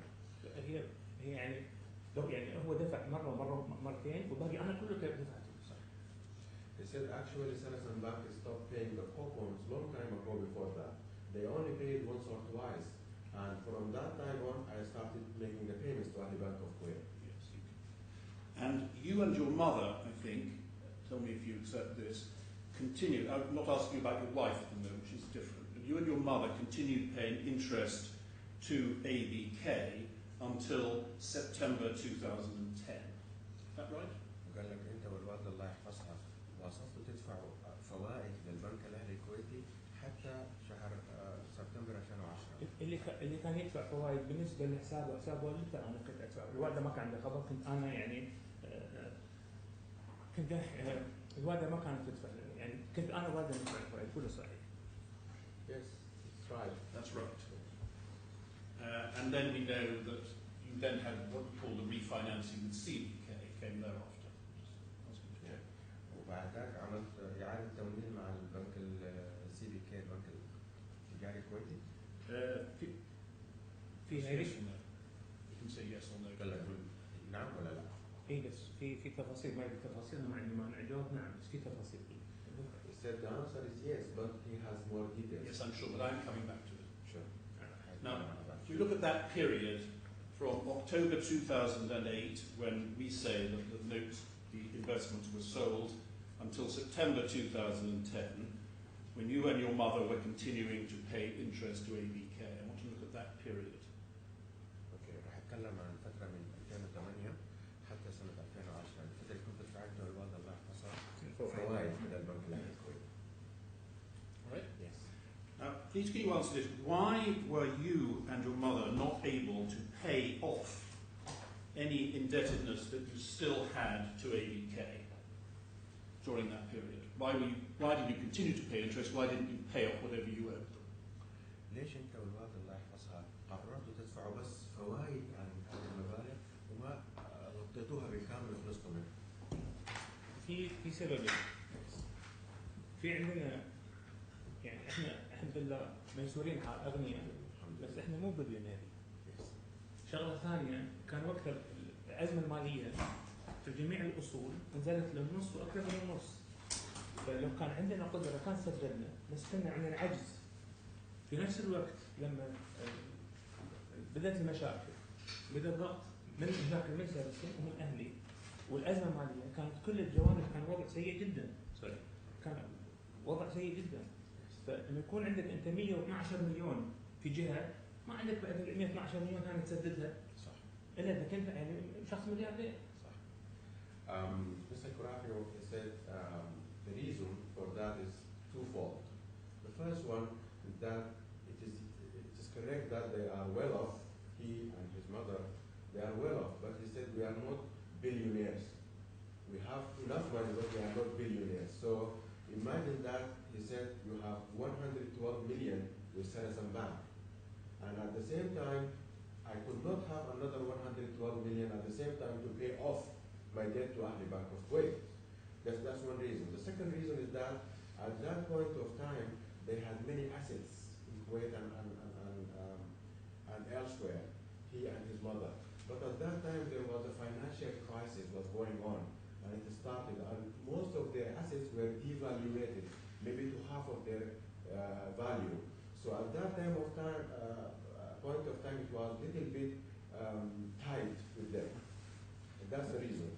But even if they were worth half of their value, you still had plenty to enable you to repay this debt, didn't you? لأنك حتى لو كانت يعني أصولهم في الكويت نزلت قيمتها بسبب الأزمة لحد النص تقريبا. دي كانت كافية إنكم تدفعوا اللي عليكم تخلصوا منه. قول يا ريت. He said to you, I wish it was.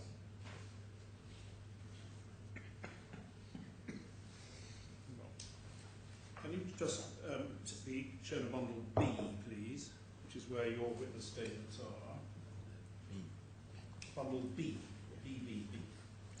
And just before the witness statements that you've been asked about, there's another witness statement put in by your solicitor, Miss Hanlon, at tab 26.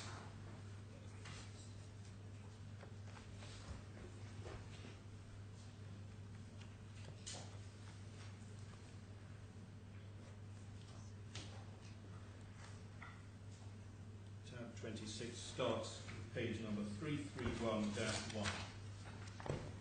This is not his evidence. No.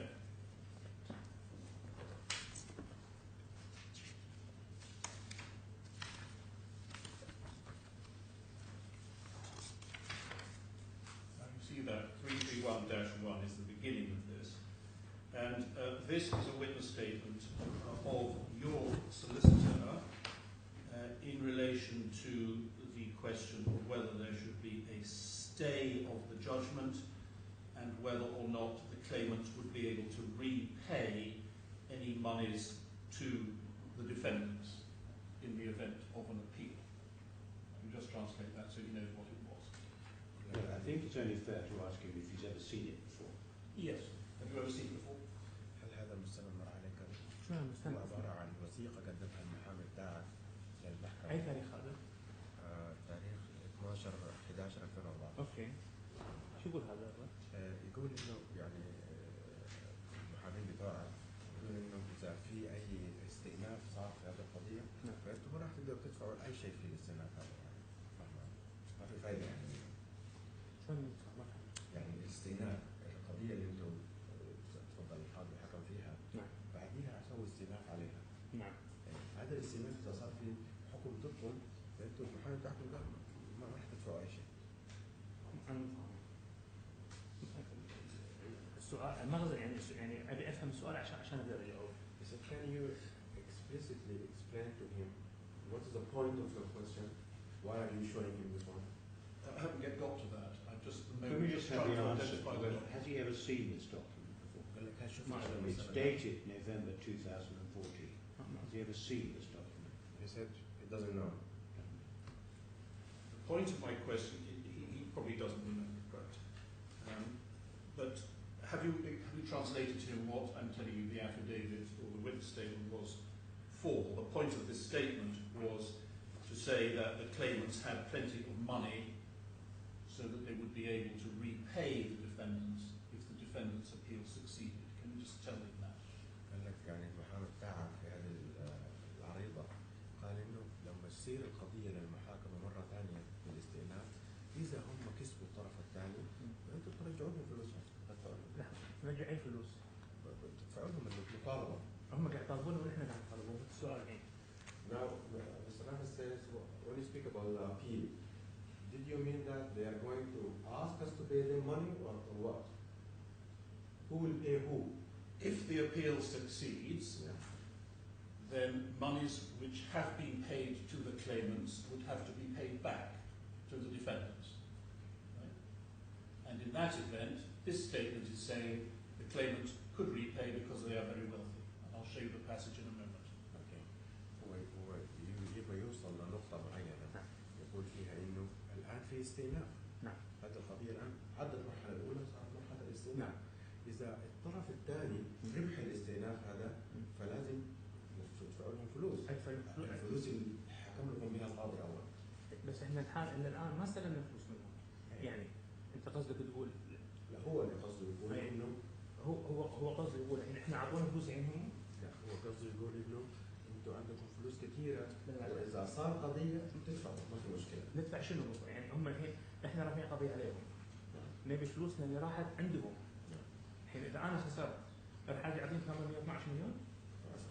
بس Mr. AlKhorafi says he cannot get your point because the court case is that Mr. AlKhorafi has filed a case against your company saying that they have given them 112 million. Yes. So in case there is an appeal and the other party won and Mr. AlKhorafi lost, did you mean that Mr. AlKhorafi is going to pay them another 112 million? That he would have to pay back the damages which have been paid by my clients under the judgment, yes. صحيح يعني وقال لك إذا القاضي إذا القاضي It's not 100 million, it's about 10 million so far. قال لك إذا القاضي حكم بالاستئناف وقال إنه الطرف الثاني خسر هو ربح وأنا خسرت. هو ربح أنت خسرت. والقاضي قال لك تدفع له هو بيقول 10 مليون. إيه؟ هل ممكن تدفعوا له إياها؟ 10 مليون المطلوب بالكويت فوق 45 مليون. ف 10 مليون مقدور عليها. 45 مو مقدور عليها. صح. He said to you, if you speak about 10 millions, this you can easily pay it. But if you speak about 45 million, I cannot afford it. على 45 هي مطالبة الكويت. وسألني ليش ما سددت الوقت الأهلي. The 45 million is for the Ahli Bank of Kuwait, and you have previously asked Mr. AlKhorafi that why you didn't pay off the Ahli Bank of Kuwait, which is 45 million. That's why he could not afford to pay 45 million. But if you are talking about 10 million, it's fine. Mr. Brindle, we're going to be in a complete mess unless you make it clear to the witness that the times at which this payment was to be made is quite different. And the 45 million that the witness is talking about is 2008, 2009, I think. Yes. This statement is talking about 2014 and hereafter. It is. And they're talking about two quite different time periods, and I'm not sure the witness appreciates that that's, I mean, the point presumably you're going to put to me is that this shows he's massively wealthy in 2014, but he needs to understand the context in which this statement is made. Can I take him which you have not explained to him fairly yet. Can I take him to paragraph 8, which is this paragraph I was seeking to get to?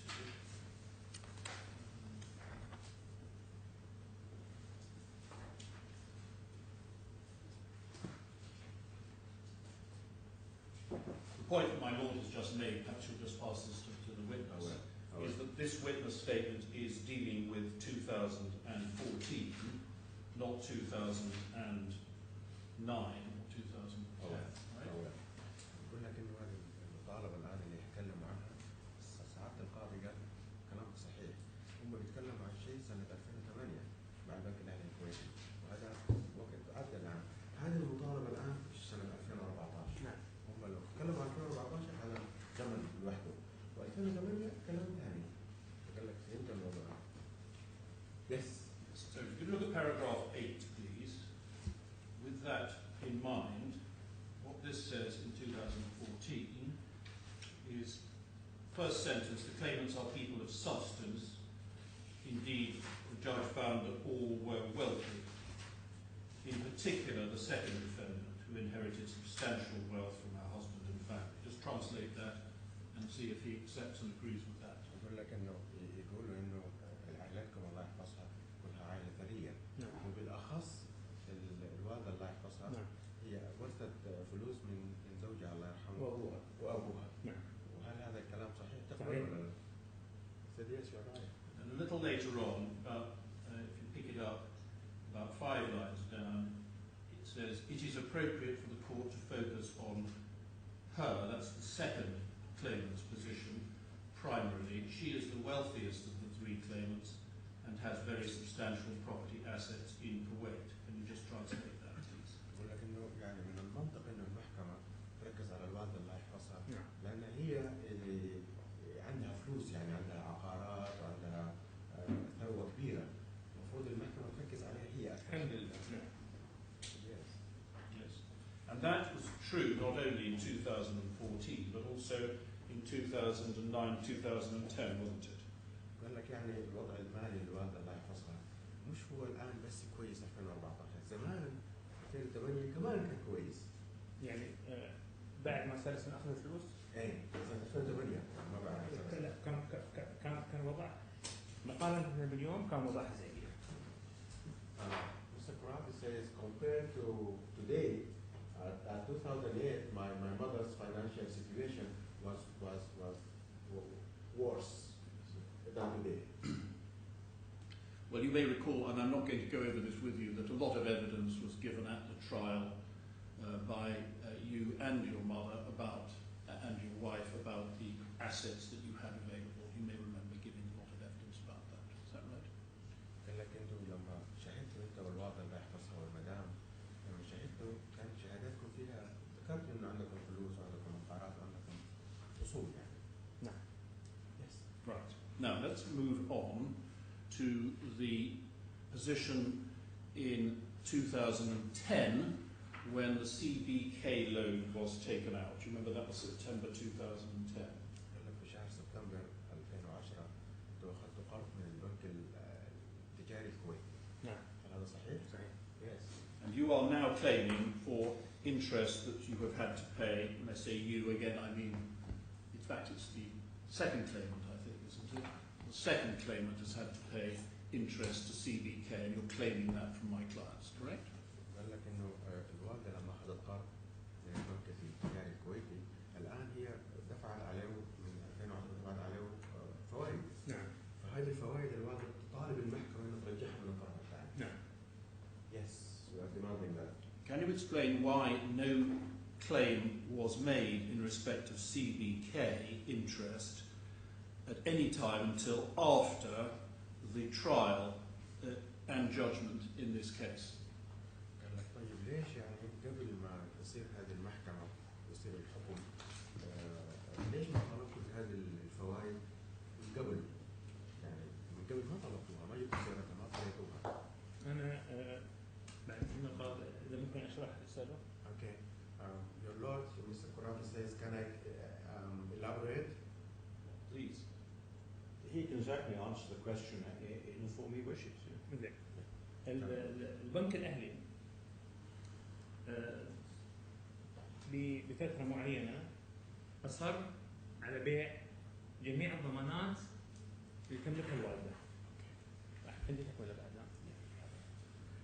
He said that at a certain point of time, the Ahli Bank of Kuwait demanded that his mother should liquidate هو راح يسيد.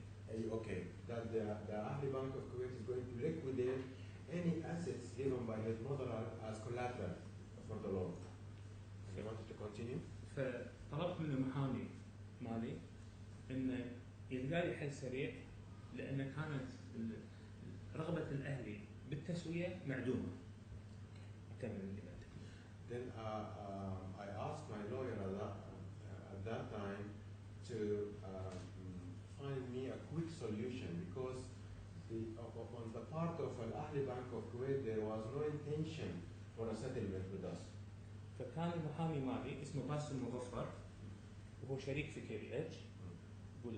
And my lawyer at that time is Mr. Basim and he is a partner in KBH. هو نفس الوقت محامي بنك التجاري. And he was at that time he is the lawyer for the Commercial Bank of Kuwait. This is really just getting into privilege. Sounds as though it's getting towards privilege. I mean, just if you could just tell the witness that he doesn't need to tell us and shouldn't tell us, I think, about what transpires between him and his lawyer, what passes between him and his lawyer. كانت مسألة تجارية بحتة. يقول لك إنه الأشياء اللي بينك وبين محمد خليها سر يعني. أنا قاعد أوضح ليش إحنا اضطرينا نروح تجاري لأن كان في أزمة حقيقية ممكن يعني. Mr. Qurabi says he was saying that because he is building up to a point he's going to explain. Right. Okay. To answer your question. فالمحامي بخلال 48 ساعة دبر لنا طرف عشان ننقذ أسهم الوالدة من التسييل من بنك الأهلي. Then the same lawyer, Mr. Basim Muzaffar, and he was the lawyer for the Commercial Bank, he quickly, within 48 hours, he arranged for a loan for us from the Commercial Bank of Kuwait in order to stop the liquidation of his mother's assets by the Ahli Bank of Kuwait. That was September 2010, was it? إذا مكتوب هذا أعتقد. Said if it is written in the records, then it is. It cannot be recollected. See, my question was why was this not mentioned to the court at any time prior to the trial in 2013?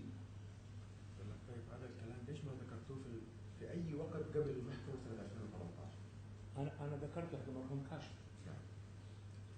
He said, Mr. Qurabi said he has mentioned that for his lawyer, Mr. Kashif, who passed away. And you're saying, are you, that you mentioned it and your lawyer failed to pass it on to us and to the court? Is that what you're saying? Well, the court was not held No. and this matter came up in February, January. And I ruled that we could have evidence about what happened. Yes. Because otherwise, as I ruled, you get a windfall. Yes, but it doesn't mean you undoubtedly disagree with that ruling, but there you are. No, So there it is.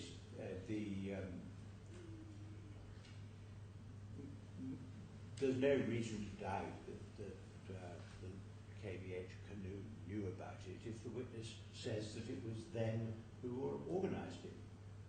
And I've understood the witness to be saying that it was Mr. Bashir who organised it. Mr. Kashif. Mr. Kashif. Yes. And he was your lawyer. He was the lawyer in this case, I think, at the time. نعم هو كان محامي وتناقشت في هذا الموضوع معاه بوجود شهود. And I discussed this point with him in the presence of other witnesses. Was the principal of KBH Canoe. Yes. He died. Yes. Sadly. Just before this trial started. The trial started, I think. A few months before. Very shortly before the trial started. So there may well have been a lot of other things on his mind at the time, but anyway, it wasn't mentioned. Yes. There's no you can ask this witness if he told his lawyer to keep it quiet, if you like. But the fact is, it wasn't mentioned. That's where we are. I must be allowed to question why it was that this claim was never brought forward. Because, of course, my suggestion was going to be, and I'm going to put it to the witness, the reason it wasn't put forward, rather like my earlier question, is because he knew full well that this couldn't sensibly be blamed on the defendants. Yeah, well, you can put that to And again, I'm sort of coming up to I thought I'd ask you first of all an open question as to why it wasn't revealed, but perhaps I'll come now to that. What I suggest to you, Mr. AlKhorafi, is the reason why the CBK loan interest was not claimed from my clients or even mentioned until after judgment was because you knew full well that you couldn't sensibly claim any such sums as a consequence of the actions of my clients or the other defendant. طبعا بيقول لك انه السبب اللي خلاكم ما تدخلوا هذا الموضوع مش لانه انت خبرت استاذ كاشف لا لانه انتم حسيت انه ما راح يكون في فايده منه هذا ما راح تقدر تجيبوا للمحكمه بالله يعني سارسن بانك يعوض معنا قول له انا رجل اعمال وماني زين بالاستعباد بس هذه المشكله هذه الفلوس اللي احنا اقترضنا من السي بي كي موجوده في سارسن يعني هذا المبلغ في سارسن كل المبالغ راحت سارسن يعني انا اذا في سبب مشكله بهالموضوع سارسن سبب المشكله فلما انا اسكر البنك الاهلي واروح البنك ثاني هالفلوس وين موجوده اصلا؟ يعني سارسن فانا شلون ما اقدر اقول انه هم السبب؟ He said the only party to be blamed for this is Sarasin actually, because they are the one who kept my money, and they are the one who forced me to go and do other things, go to the commercial bank of Kuwait and do other things. And the only one to be blamed is Sarasin. It's obvious. Now I'm going to move to just one other thing on CBK. Last week we were given for the first time some further documents showing that the CBK loan had been renewed in 2012. Is that right? كان الأسبوع الماضي أوراق من محاميكم يقول إنه القرض اللي خدوه من البنك التجاري الكويتي صار مجدد مرة ثانية سنة 2012. صريحة ما أعرف لأن في ناس ما استهل الموضوع هذا أنا مو على اطلاع بهالموضوع تفاصيل ايش كثر اندفع ايش كثر ما اندفع تجدد هذه التفاصيل عندي ستاف متخصص بالموضوع انا ما اقدر افيدك بهالموضوع. He said all the financial details are handled by my deputies and my team. So you won't be able to answer the question then as to why we were only given this information last week. قال لك طيب هذا فهمناه لكن ليش هذه المعلومة بس جاتنا الأسبوع الماضي؟ ليش وصلتنا هذه المعلومة الأسبوع الماضي؟ بعد إذن ساعتك القاضي أنا بلغت كل الناس إذا يسمح لي عدل بلغت كاشف وبلغت مشرف وبلغت حتى البنك لما جو قابلوني قبل في سبتمبر اللي فات رئيس البنك الجديد قابلته وقلت له احنا سوينا حطينا وشلنا فكنت حتى البنك عنده خبر رئيس المدير العام الجديد في البنك اسمه ادموند بلغته بالتفاصيل كلها وكلمته وقلت له قال انا جاي من مصر صفراء وقابلتك على اساس ان انا الحين المدير الجديد ورحت مشى فقلت له انا اقترضت من هني وسويت من هني فاذا نقدر نحل المشكله باسرع وقت فحتى البنك عنده خبر محامي عنده خبر وموظفين عندهم خبر يعني كل الناس عندهم خبر. He said he couldn't find it sensible enough that it was brought only last week because everyone knew about it. I have spoken to different people, Mr. Kashif, Miss Bushra, and even the new manager of Sarasin Bank who came and met me and explained to him in details that what we have done, we have اسمه ادموند وقابلته بالاردن وبلغته بالكلام. And his name is Mr. Edmund. I met him in Jordan.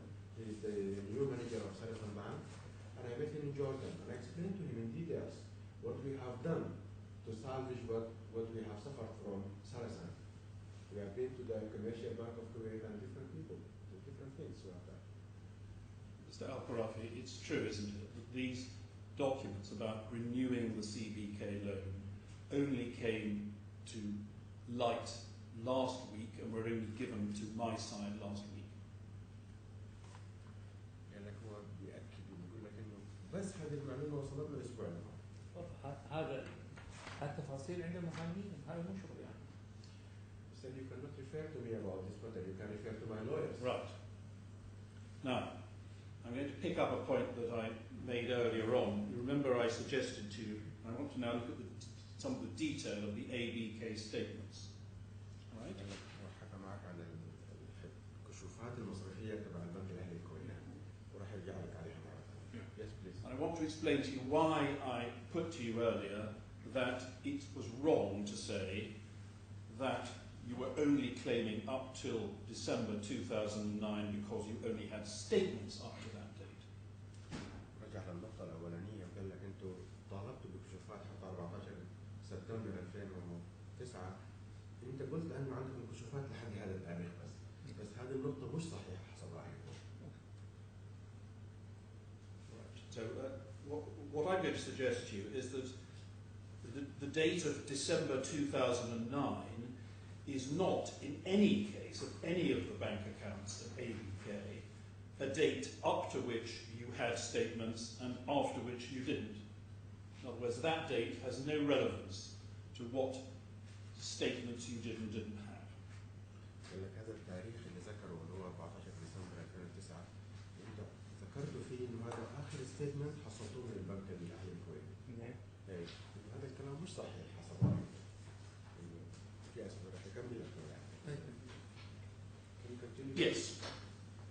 Could you be given a bundle H3, please?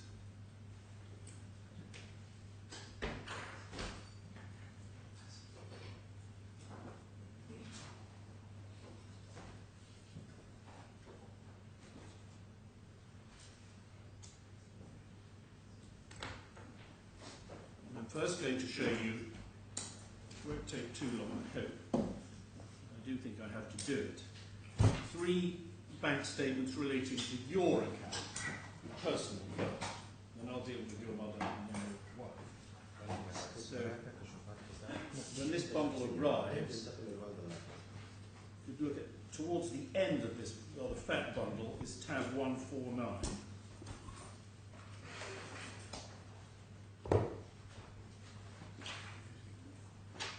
Did you say H2 or H3. H3. We will be looking at H2 a bit later on. I think all these bank statements are in H3.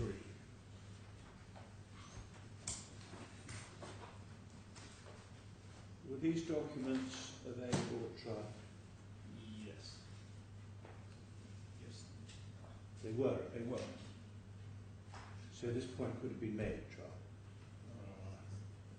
Or rather, the question could have been put to Mr. Grafi at trial? It didn't, in a sense, matter then, because there wasn't any claim for later interest. And so it didn't matter, as it does now, why he's not claiming for later interest. The fact of the matter is he wasn't. Even if it was a self-denying ordinance, then at least that protected us from that further claim. But now that he is claiming, it becomes relevant to know why he didn't make the claim earlier. Now, do you have that now, Mr. AlKhorafi? Tab 1 now this is one of your accounts, all right, and you see that the dates of the statement are from December 2006, this is towards the top left, to 31st December 2011.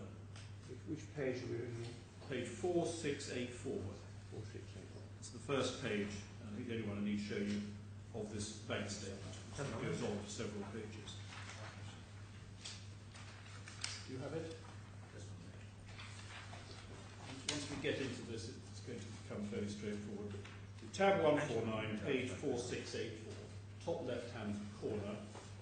And then he said he has it up to 2010.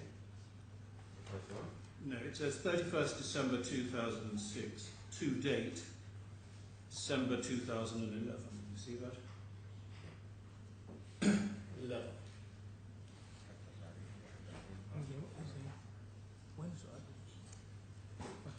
You see that? Yeah, I can see that. So that account, and there are many others which I submit are the same, have dates not up till December 2009, but up till December 2011.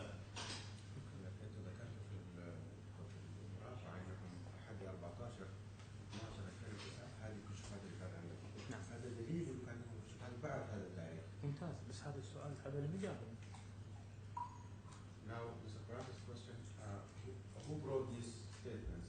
They're disclosed by the claimants. These were the ones that they were attached to the Griffin's report. يعني They came from your side. طيب ما فهمت يعني انا قدمت ردود اوكي يعني لا يعني انا الحين قاعد يقول انت قدمت شيء اقل انا قدمت شيء اكثر اوكي. So now, this point is that actually you said the statements were up to 14th of December 2009, and here they are up to 2011. Exactly. Okay, but if you said that Mr. AlKhorafi is short of giving statements, he said these are more. These are what? These are actually beyond the date you have mentioned. Yes, but you see, this shows, and there are many others, that in fact you had and disclosed to us statements going beyond 2009, and indeed going on for 2 years further into 2011. This is the documents you disclosed to us before the trial. مو محامين مكتب هاني بالكويت ومحامين بالكويت اوكي. يعني هذا بالدليل ان انت ما كان عندك كشوفات بعد هذا التاريخ، انت قلت عندي بس لحد 14. لا مرحلة كاشف ومرحلة ما بعد كاشف. مرحلة ما قبل كاشف ما طلبوا بالاشياء هذه. مرحلة ما بعد كاشف طلبونا بكل اللي موجود، دبرنا كل، حاولنا ندبر ونكلم ونحاكي كلام على اساس ندبر نجيب معلومات الماكسيموم نقدر نجيبها. الموضوع. Your Lordship, you have to consider there are 2 phases. The phase before, within the lifespan of Mr. Kashif, and the phase after the lifespan of Mr. Kashif. Before Mr. Kashif passed away, Mr. AlKhorafi wrote statements up to 14th of December 2009. But after Mr. Kashif passed away, he had new set of lawyers, and he did his maximum best to gather from different sources all the documentation he needed. Because at that point of time, Mr. Kashif did not ask for it. So Mr. AlKhorafi did not present it. But now, he and his lawyers, they did massive effort, and they used connections and relationships. لأن الكاشف قال لي إن هي محاكمة، يعني هي الحين المرحلة الأولى، في مرحلة ثانية. لما توفى الله يرحمه وقعدت أنا مع المحامين الجدد وشرحت لهم وجهة نظري وجمعت لهم كل اللي أقدر أجمعه واللي قدر عليه جبت لهم إياه، يعني ما في، يعني أنا ما قاعد أحاول أخبي شيء.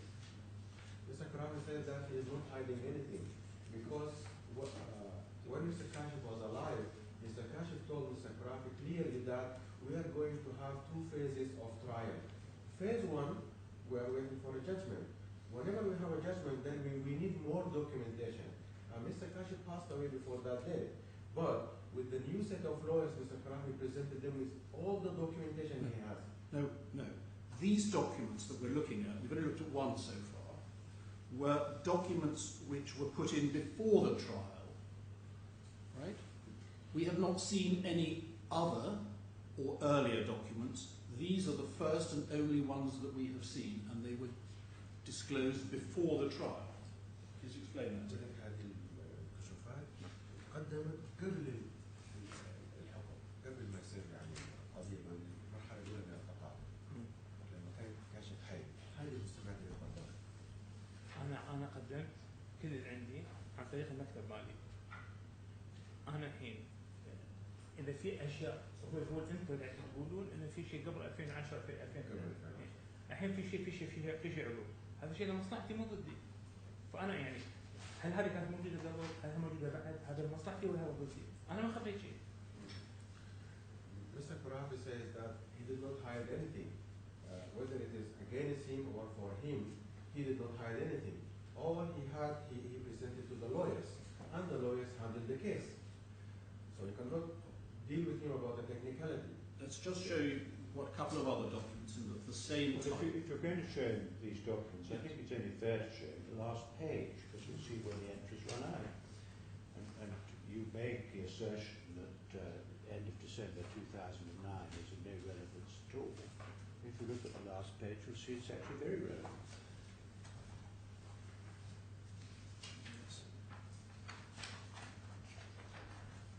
And the problem about this document is it wouldn't support a claim for interest after 2009. Isn't it? Well, this is as well. The interest after 2009 is on the C3 account, which we do not have and have not produced statements for. That's right, none at all. We have produced produce some statements which on their face have dates after December 2009. Just let Mr. Brindle is putting to the witness that he concealed documents effectively. No. And if he's going to do that, it's necessary to show that this document actually doesn't support any claim after 2009. I'm not putting that. What I'm putting is that when Mr. AlKhorafi said that he could not give any bank statements after 2009, then that was Mr. just AlKhorafi wrong. didn't say that. It was the lawyer that said that in his opening statement. I think. Oh, well, I'm sorry, surely I should be allowed at least to pursue this matter. You was just put to him fairly what this document actually shows. Well, he should put, if he's going to put things fairly, he should make clear that if he's saying that these are interest-bearing accounts are for the period after December 2009. I'm saying that he cannot have been right to say that he could not produce bank statements after December 2009. This is a bank statement up till December 2011. There's no doubt about it. There may not have been much activity on the account after 2009. It's a different point in time. The fact of the matter is he had, on this account, I haven't yet come to the third claimant, where there really is no disclosure at all. The fact of the matter is he was able to provide bank statements up until beyond December 2009. He was able to produce bank statements up to 2011. Yeah, but that's the point I'm challenging. He did produce these documents. He did produce them, yes. Yeah. So that these documents had been produced. Yes, these were produced. My point is, my lord, that the 2009 being the date beyond which he didn't make a claim makes no sense. Well, it makes perfectly good sense to me, Mr. Brindle. Well, according to the statement made this by... document doesn't support a claim after 2009. That's not what's said, my lord. What's said is he didn't claim beyond 2009 because he didn't have any statements beyond that date. Well, that's what his lawyer said in the opening statement. Well, Lord, if your lordship's determined to allow Mr. AlKhorafi to escape from that, then there's not much I can do. You can ask Mr. AlKhorafi if you agree with it, but that's what he's... I don't think Mr. AlKhorafi has said this, has he? Well, it's said on his behalf, and it was said, a similar thing was said in the trial, transcript which I won't put to witness. I put it in my judgment. Yes. But Lord, this was the explanation given to us, and it's wrong. And you had the document. We have the document. We don't have any document at all for the important, by far the most important element of this, as I've mentioned, which is the third claimant's guarantee account. We have nothing at all, either before or after 2009. So 2009 makes no sense at all in relation to that one, either. December 2009 was the date when that guarantee was called. But we have no statements beforehand, we have no statements afterwards. So the suggestion that they couldn't give disclosure because they only had statements up to 2009 is obviously wrong in that respect. It's obviously wrong in respect of all the other statements because they did have accounts up until December 2011, albeit, which is a wholly different point, there wasn't any activity on most of those accounts between 2009 and 2011. Lord, that's the point I'm seeking to challenge. Now, the witness can always say, well, the lawyer said it and they were wrong. If that's his answer, then we'll have to deal with that in submissions. But in my respect submission, I am entitled to ask you whether that explanation given by his lawyer was a correct one. I put it very clearly to him that it wasn't correct. And in my submission, this material shows it wasn't correct. And where does that get you? Well, that's a matter of submission, my lord, but at the moment I'm trying to cross-examine. Unless your lordship thinks it's an improper question, in which case I will note. No, what I'm concerned about is that if you're going to put this sort of document to the witness, you've got to do so fairly by showing him what it actually shows. Yes, but this is in the context of my question relating to the explanation that they did not have bank statements beyond December 2009. This is itself a bank statement going beyond 2009. It goes to 2011, as in fact do, which I think I can probably pass over this, all the other statements, except for the one of the third claimant that my learned friend has referred to, as to which there's nothing. Can you? Well, I'll that's not right. There is something to that. Tab 150. different account, I think.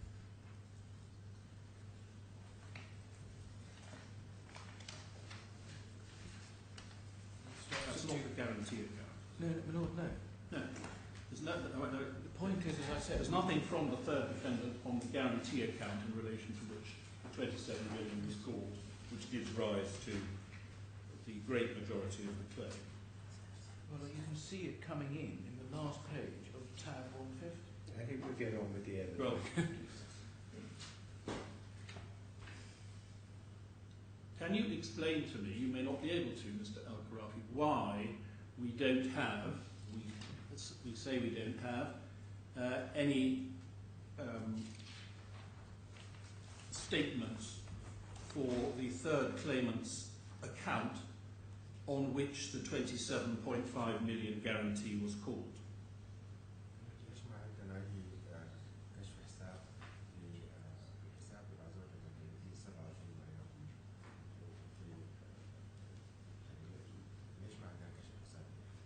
ما أدري بس لأن الآن في قضية موجودة في محاكم الكويت ومنظورة بهذه القضية إن إحنا قاعدين رفعنا قضية على البنك الأهلي نقول له أنت سيلت قبل ما يجيك اختار من بنك سارسن فإحنا هو سيل وسوى بس الآن في يعني في هذا الموضوع في قضية ليش ما جلسوا كشف حساب ما كشف حساب عن تفاصيل ما عندي.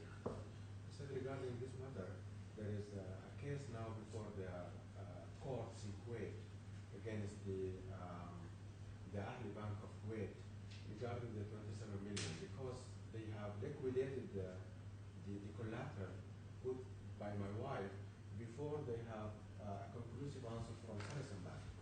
And now there is a court case in this regard. Can I just ask you to look at this tab 150 that Mr. Hill referred to? You'll see that this is page 4692. Towards the top left, you have an account number, right? You see that? Yes. It ends in 202. See that? Account number, and the last three digits are 202. Yes, you can see it. And that is not the account on which the guarantee was called, right?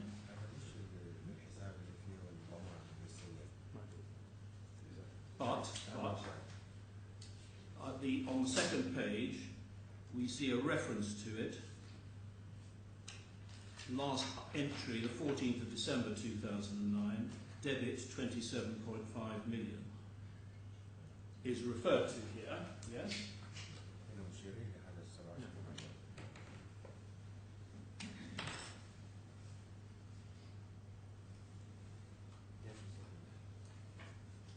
And that's all we have in relation to the third defendant, third claimant. هذا بس المبلغ اللي مذكور خصوصا مدام ما عندي خبر. So that I cannot tell you anything because this is what is mentioned in the document. But I cannot explain it to you.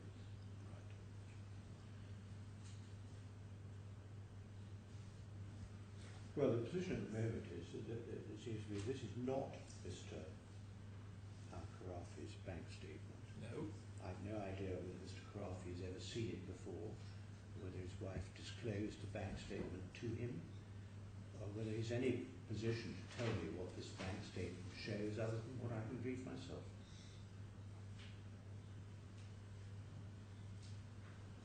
If you think he can throw some light on it from his own personal knowledge of his wife's bank statements, then you better ask him if he's ever seen it before. Well, have you ever seen it before? No. Yeah.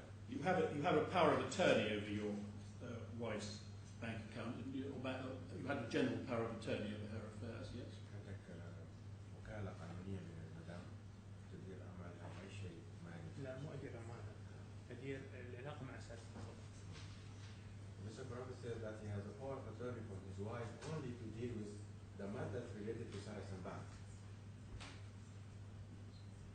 Now, the claim that's made now against my clients for the interest payable in respect of this guarantee indebtedness was the subject matter, you say, I think, of a judgment or a certificate from the court in Kuwait. Is that right?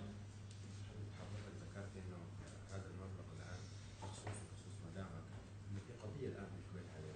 إحنا رافعين قضية على البنك. هي رفع قضية على البنك إن أنت تسجلت قبل ما يجيك إخطار من المكتب. So yes, there is a case filed by Mr. AlKhorafi and his wife against the Ahli Bank of Kuwait, asking that the Ahli Bank of Kuwait, they have liquidated the guarantee before they have got any official notice from Sarasin-Alpen. And you know all about that, don't you? Even though it's your wife's affairs in a sense, you certainly know all about it. قال لك على الرغم هذا الموضوع بتاع زوجتك يعني لكن انت كنت مطلع عليه. الموضوع خاص بزوجتك. مطلع على القضية. مطلع عليه انه يعني فلوس هذا البنك وفيها قضية ورفعت فيها قضية. إيه بالنسبة هذا راح سرسن. في علاقة سرسن معي أنا هي هذا باسمها هي، هذا باسم الوالدة وهذا باسمي أنا، بس اتصالهم معي مثل ما خبرت من المحكمة الأولى عن طريق أنا. هذا أوريدي احنا تكلمنا فيه في قضية دكتور. He said the only thing that made him have any knowledge of this matter because this amount is actually given to Sarasin-Alpen, and that's why his wife and his mother they have given him power of attorney to deal with any matter related to Sarasin-Alpen. Now, can we look? You've still got bundle H3 there. Can you move on to tab 155, please?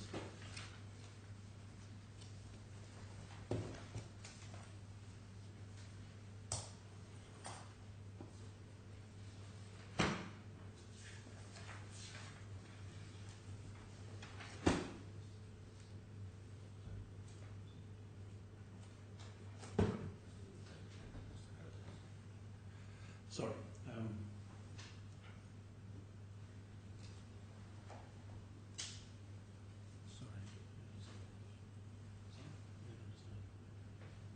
Sorry, Mohamed, can you just give me a moment? That's trying to educate you.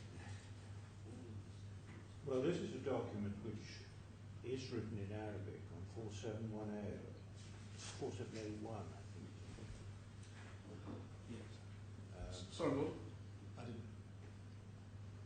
My understanding is that 4700 is a translation by Sphinx Legal Translation Services of the Arabic document, which is at 4701. And since this witness will read Arabic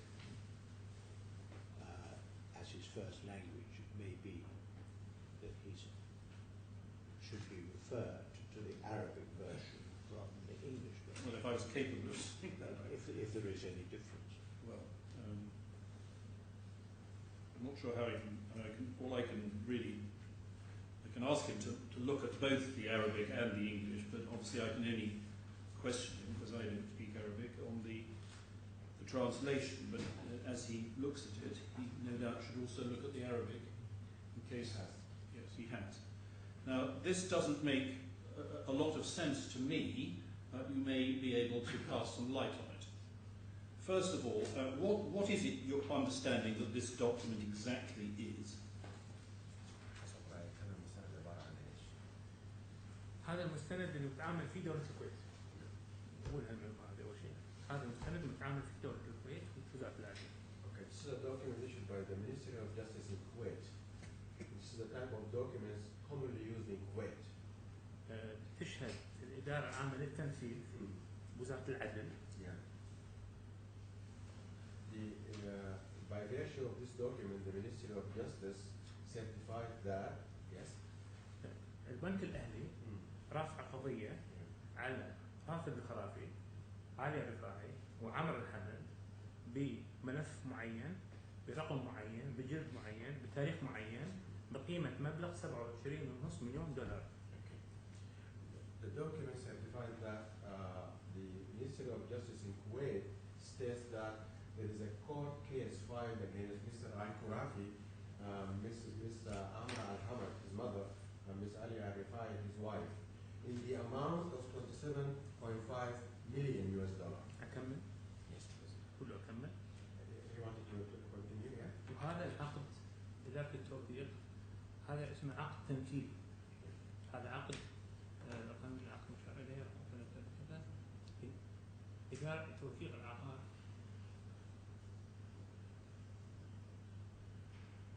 ملف تنفيذي يعني إن ما يقدر يدور.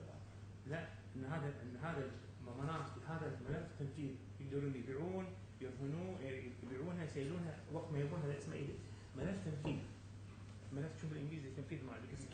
إيه فهذا ملف تنفيذ على عامرة وعالية ورافد بهذا الملف. The document can simply be read that it is said that the Ministry of Justice says that this document testifies that Mr. AlKhorafi, his mother and his wife, have a court case, and in this court case, the judgment has been issued that there is execution order to liquidate this property or this guarantee and use this money by order of the court. الكويت يقولون ان هذا حكم تنفيذ. القضيه شيء اخر. بس احنا عندنا سيستم الكويت شغلتين. المحكمه تمشي بس في نفس الوقت البنك يقدر ياخذ حكم التنفيذ وينفذ الى ان تخلص المحكمه بس يكون اوريدي باع الاسهم وباع العقار وكل شيء. He said the judicial system of Kuwait, they have got two things. They have got the court, which is in session, and there is the deliberation in the court. But meanwhile, you can withhold a property or a guarantee, and you can have an execution order on it. And meanwhile, you can sell it, you can liquidate it, you can do whatever in waiting for the court judgment later. So there are two separate things going at the same time. هذا التنفيذ. And this is the execution part of it. See, tell me if I'm wrong. This doesn't, I think, does it, say anything about any claim which you or your mother have yourselves brought? Does it? لا مكتوب هنا تشهد إدارة عامة التنفيذ لأن يوجد في سجلات ملف تنفيذ كذا كذا ضدي أنا وأمي. فالبنك الأهلي هو الحين حاجز علينا وقاعد ينفذ. Yeah. Mr. Claimants says actually the court case is filed by the Ahli Bank of Kuwait against him and the other plaintiffs. Against you, yes. It's against you. Because that's what it says in the middle, doesn't it? It says against Rafed, etc. Yeah. And did this result from some contested hearing, some hearing where you argued the matter in court, or made submissions to the court against Ali Bank, or what? قال لك لما ترفع هذه القضية ضدكم انتوا وكلتوا محامي ورحتوا المحاكم وقدمتوا عرايض وكذا استعرضوا على الفساد. هذا ما له علاقة بالمحكمة. هذا أمر تنفيذ. هذا ما له علاقة بالمحكمة. المحكمة إجراء مختلف تماما. هذه الورقة تصدر من إدارة التنفيذ إن فلان فلان فلان فلاني وموقع عقد عقود الكويت بنوك عقود توقيع يعني تنفذ إيميلي على طول. فالمحكمة موضوع مختلف. ممكن ياخذ له 5 سنوات 6 سنوات يكون البنك اوريدي سيل وخلص واخذ كل شيء. Mr. AlKhorafi says he needed to explain to you how the system goes in Kuwait. Yeah. There are two separate entities. There is the agreement that you sign with the bank in Kuwait. Then the bank is entitled by virtue of this agreement to liquidate any property or any guarantee given within the context of the agreement.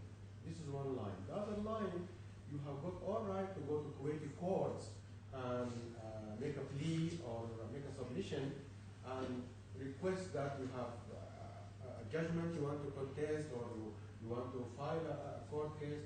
And the two lines go on. At that time, the bank have all right, by virtue of the agreements itself, to liquidate and sell the property. If you have got a judgment later, you can go back to the bank. But otherwise, the bank has got right from the beginning. And this document relates to the first part, Of the but not the execution. second part, Yes. right? Yes. Yes. So your arguments against the bank were not reflected in this, they're reflected in the second part of the proceedings, is that right? القضية بتاعتكم في المحكمة الآن، لكن هذا التنفيذ مختلف. هذا مختلف، هذا مكتوب فيه البنك الأهلي ضدنا احنا بالتنفيذ. Yes, you're right. And have you disclosed to us any of those documents relating to the second part? قال لك هل انتم بالنسبة للقضية الآن المرفوعة بخصوص هذا في المحاكم، هل أعطيتونا منها أو محاميكم أعطونا منها أي أوراق تثبت إن في قضية في المحاكم بخصوص هذا الموضوع؟ المحامي موجود يسألهم أنا ما راح أسأل. The lawyer is here who can ask him directly. See, as far as I know, this is all we have, this one piece of paper in relation to all these proceedings in the Kuwaiti courts. قال لك نحن كمحامي خصم بس عندنا هذه الصفحة اللي تثبت هذا الموضوع، لكن ما ذكروا لنا أي شيء آخر. إذا مو موجودة ما طلبوها مني. He said, I have given my lawyers the documents I have. There must be lots more documents under both the first and the second stages that you've described, isn't there? قال لك لازم في أوراق كثيرة ومستندات بخصوص القضية المرفوعة. أي شيء طلبوه مني أعطيته، إذا ما طلبوها ما أعطيته. He said, if my lawyer has asked about that, I would have given it to him. And I have given them whatever I have. So you better refer to my lawyers. Let's see what this document actually then says in the bottom part of it. It says what the loan amount is, and by all means have the Arabic to hand in case the translation is imperfect at any stage. It gives the loan amount firstly, right? قال لك في مبلغ القاضي. That's easy. القرض 26 لا مبلغ القرض 27.5 دولار أمريكي ومستحق تاريخ 15/12/2009. Yes. He said the amount of the loan is 27.5 million. Right? And it is due on 15th of December 2009. Yes, now this is where you may need to look at the Arabic. According to the English, it says that the amount, not quite the full 27, but 26.8, is payable on the 15th of December. I want you to look at the Arabic because my question to you is it says it's payable, it doesn't say it's unpaid, or it just says it's payable. Is that exactly what the Arabic says? المبلغ هو 27,500,000 لكن المبلغ المستحق الدفع في هذا التاريخ هو 26,808,000. والله هذا كتاب من وزارة الأدب كاتبه موظف حكومة وأنا أجهل ثقافته وعنده إنجليزي زين عنده بس في أوقات يصير يعني موظف الحكومة ما أدري شنو كتب شنو ما كتب شنو التفاصيل المكتوب هني 27.5 هذا كطالب أكيد راح تسلسل هذا التفاصيل هذا موظف الحكومة ما أقدر أروح أناقشه أقول له ليش كتبت وشو ما كتبت يعذرني إذا أنا مو قادر أفسر يعني. Yeah, Mr. Brendan, he said that regarding this amount, he only went to the government official, which is the Ministry of Justice in Kuwait, and they have mentioned to them the amount of the loan. Whether the employee there have written 26 million, like 800,000 less or more, this is up to him. I only refer to the government institution and they write what they have to write, and I accept it. Then it says below that, notwithstanding the legal interest as per contract referred to, amounting US dollars 6.377 million. قال لك هذا طبعا بخلاف مبلغ الفائدة اللي هي 6 ملايين. Yes. Now, do you know how that sum was calculated? قال لك هل عندك فكرة 6 ملايين كيف حسبوها؟ صراحة لا. Said honestly, I don't know. You have no idea at all. أنا بصراحة أسوأ واحد يسألني عن الرياضيات. But I suggest to you, because you've given us an explanation about the procedure and how it all works, there must have been some bank statements, must there not, from which whoever produced this certificate was able to calculate the amount of interest outstanding. لازم يكون الشخص اللي حسب هذه الفائدة يعني عنده كشوفات حساب وكذا طلع عليها بعدين وصل لهذا. هذا اسمه المستشار محمد علي سالمين. هذا المستشار يعني قاضي. نعم. احنا القاضي بالكويت ما تقدر تكلمه ولا تناقشه ولا تقول له من وين جبت المعلومات. فهو من وين كتب وين سوى هذا ما انا بالنهايه هذه حكومه. ما اقدر ادخل عند القاضي واقول لك جيب وين كشف حساب وشنو كتبت ميزان على شنو. قاضي هذا ما تقدر تتكلم معاه. Mr. Krafi says that as you can see in the bottom of the document, there is the counselor Mohamed Ali Salmin. He is the one who has signed that document, and he is a judge. And in Kuwait and anywhere else, judges are not approachable. You are not supposed to go and talk to judges or argue with them or ask them, how did you come to this calculation? I could not do that. He is a government authority, and I just have to accept what they have written. That's all I'm doing. I'm sorry, who is the judge? Mohamed Ali Salmin. مقاضي مستشار عين قاضي رئيس إدارة. His name appears where? On 4701, but I don't think it appears. لا بالعربي on 4700, does it? بالعربي كان اسمه هي وين مكتوب اسمه؟ وين؟ كله مكتوب بالعربي. Forgive me, Mr. Translator. If you look at 4701, you'll see that, ignoring for a moment the translator's stamp, which is at the middle of the bottom, Okay. there seems to be a signature on the left-hand side, just above that, and another signature possibly on the right-hand side, just above that, Yeah. and there's what looks like a stamp, a sort of duty stamp, with a head on it. Okay. Um, Here which is the judge? Which signature?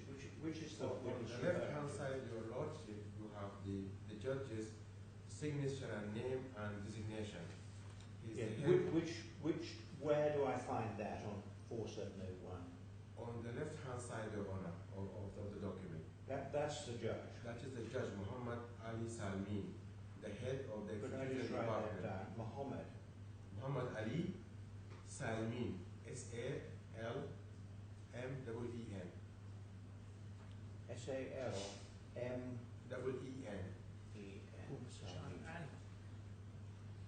And he's the judge. He is the judge, but Mr. AlKhorafi said that he's higher than a judge. He's a judge who is the Higher head. than a judge. Not really. Excuse my English, Your Lordship, but he wanted to say that his position is the head of the judges. The head judge. ورئيس إدارة التنفيذ. Because that name and that signature don't appear on 4700, I think. Could you just look at the previous page, 4700? No, it doesn't, Your Lordship. It doesn't It's appear not on mentioned that there. page. No, it's not mentioned. So we have to look at the Arabic page to see that it's signed by judge. Yes, you are right. Thank you very much. Well, I think the interpreter is saying that what is said in the English is head of the capital execution department, and I think that's what the interpreter is saying is the description given of the judge. Yeah, His Lordship is asking whether. Oh, I see. That's the Same interpreter's reference to the judge's name. Same title. The interpreter, I think, gave the same title when he described it. Well, I've no doubt at all that the head of the capital execution department is way above the judge. I've never aspired to be head of the capital execution department. It suggests all sorts of powers which I don't know yet. Now, Mr. AlKhorafi, did you or your co-claimants, your wife and mother, play any part at all in the calculation of that sum of interest, $6.377 million? Did you have any input into that at all? إذا كان أنت أو زوجتك أو الوالدة الله يحفظها يكون أي يد بحساب هذا المبلغ وصلتوا إلى 6 مليون شوي. احنا مثل ما انا قلت بالمحكمة الأولى وراح أقولها الحين التفاصيل والارقام والحسابات انا ماني متخصص فيها وعندي ناس يقومون فيها. انا هذا الكلام سؤال مختلف. يقول لك هذا مبلغ الفائده. هذا لما الشخص حسب انتم بتوزعوه حسب هذا المبلغ ولا هو حسب الوحده؟ هو كلام القاضي شلون نوزعه احنا؟ كله ما كل احنا ما نقدر حتى نقابل هذا الشخص. He said to you, Mr. Krabi says him, his mother, and his wife, they don't have even the authority to appear before the judge. Well, They just have to file for something and then the judge will decide. I suggest to So you they that have no hand in this calculation. no hand, right. I suggest to you that you could have, if you wanted to, objected, filed an objection in the Kuwaiti execution proceedings, if you had objected. Is that right? قال لك لكن كان من حقكم انكم تعترضوا بشكل رسمي على هذا الحساب المبالغ مثلا كثير او قليل. كان ممكن ولا لا؟ بس في نقطة فاتت عليه. هذه شهادة ان اللي موجود الان في المحكمة هذا موجود. هذا موضوع مختلف عن القضية اللي احنا رافعينها وداخل فيها حرب مع البنك الاهلي وبعد نشتكي. هذا يختلف. هذه شهادة. هذه شهادة. شنو شهادة؟ هذه شهادة فقط. هذه شهادة رأي قاضي الآن. أما المتبقي يحتاج مننا إحنا وقت، يحتاج مننا إحنا. هذا موضوع مختلف. بالنسبة للشهادة إحنا ما نقدر نحرك فيها ولا حتى حرف واحد. He said, Defendant, that this certificate is actually issued by the judge, but it has no relationship to the ongoing proceedings in the courts. This is for the execution part of the matter, because now we are dealing with two things: the execution part, based upon this certificate issued by the Ministry of Justice.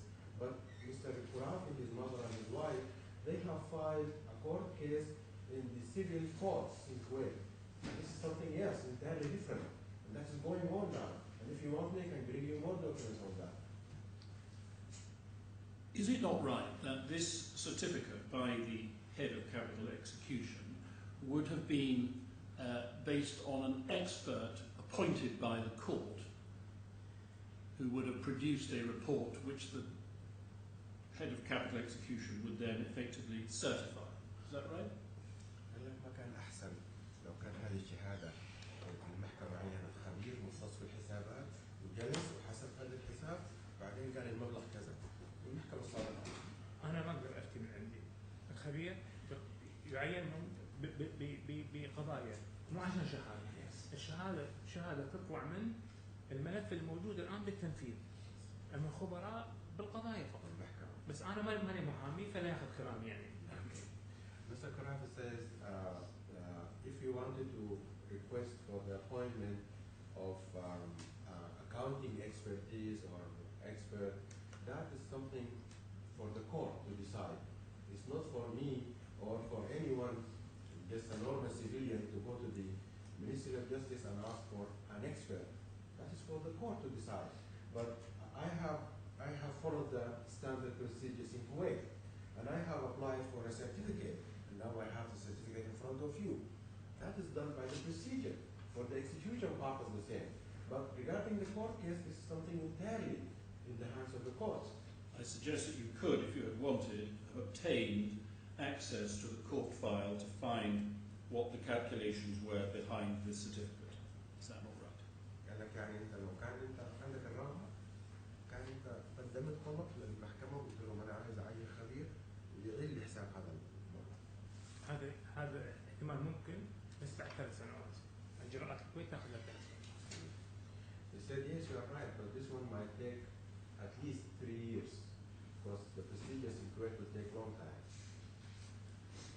All right. We move on to a different topic, which is CBK.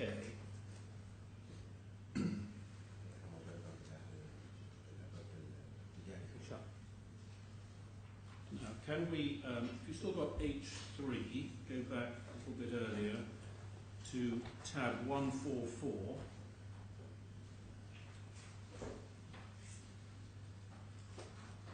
Page 4638.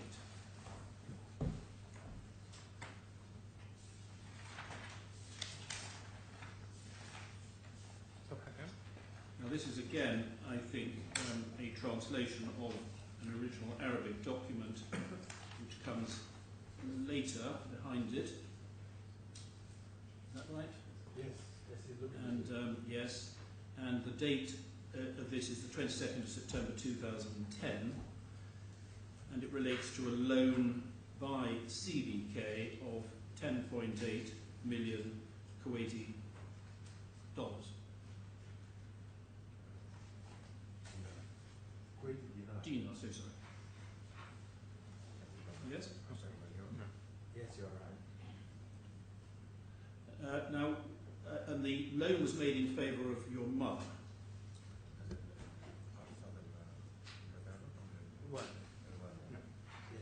Why was that?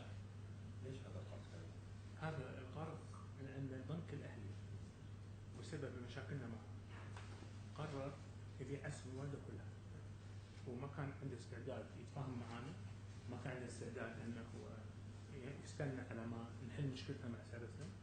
فإحنا شفنا أن دائما الوالدة تخسر 11-12 مليون سهم من الورثة اللي أخذتها من أبوها، نحول على بنك ثاني عندنا علاقة طيبة معه ومستعد ينتظر علينا على ما تخلص قضيتنا مع سارسن. So actually, we have applied to obtain this loan due to the complications we had with Sarasin Bank and the Ahli Bank of Kuwait threatened us. They are going to liquidate my mother's assets with them, and we are going to lose awful amounts of money due to that. And that's why we thought about referring to a bank with which we have good relationship, and they are ready to wait for us until we solve our problems with Sarasin Bank. And that's why we opted to obtain this loan. Why was it just your mother and not you as well?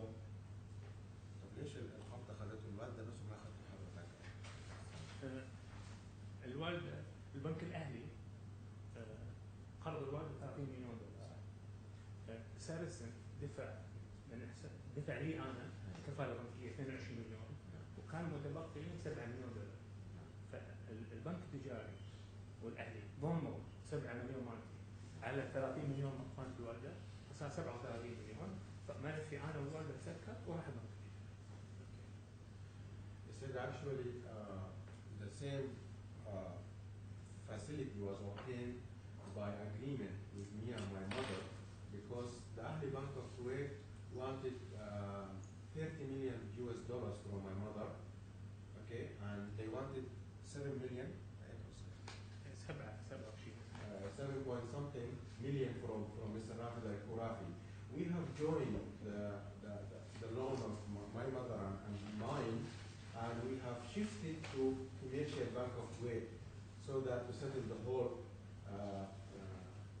loan for me and my mother together. بعقد التسوية مكتوب بالعربي ملف عامرة كامل ورافد الألكhorafi تسكروا مع بعض. And in the settlement of the same amounts taken from Ahli Bank of Kuwait, it is written in the settlement agreement that this is in settlement of Miss Amrah Hamad, his mother, and Mr. Rafed AlKhorafi together, jointly. Now, if we look at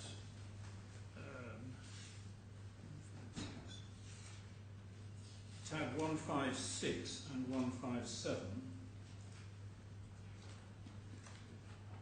look at 156 first. I think that these are, maybe we need to look at 157 to see. 156 is an account statement in relation to this account. You see that? To turn it on its side, it's in English.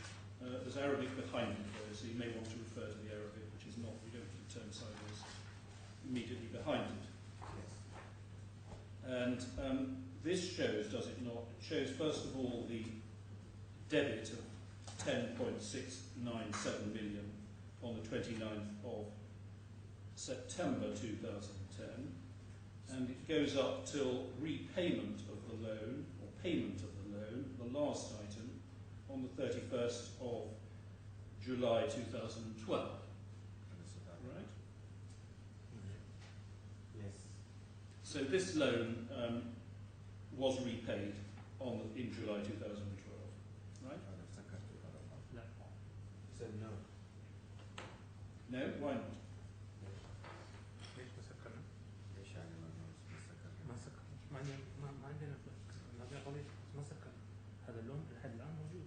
He said this loan is still running until today because we have a court case and we couldn't settle it.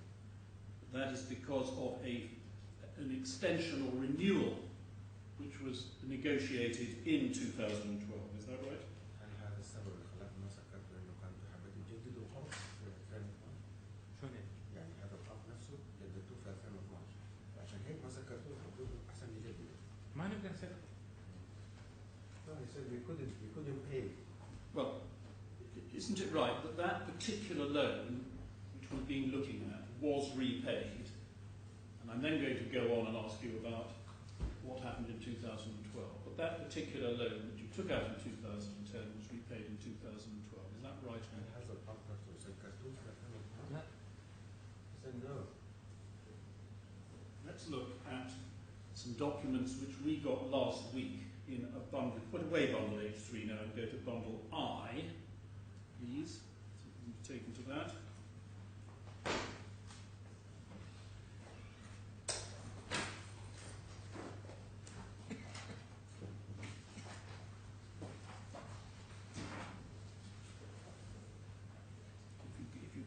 If that bundle is coming, 218 is the tab, it's towards the back of the bundle.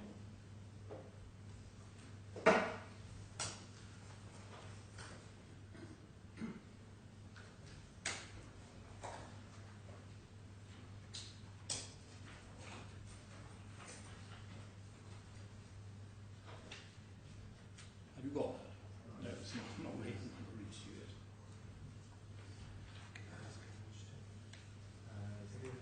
Yes, it's tab 218, it's towards the back. 4832 is the page number.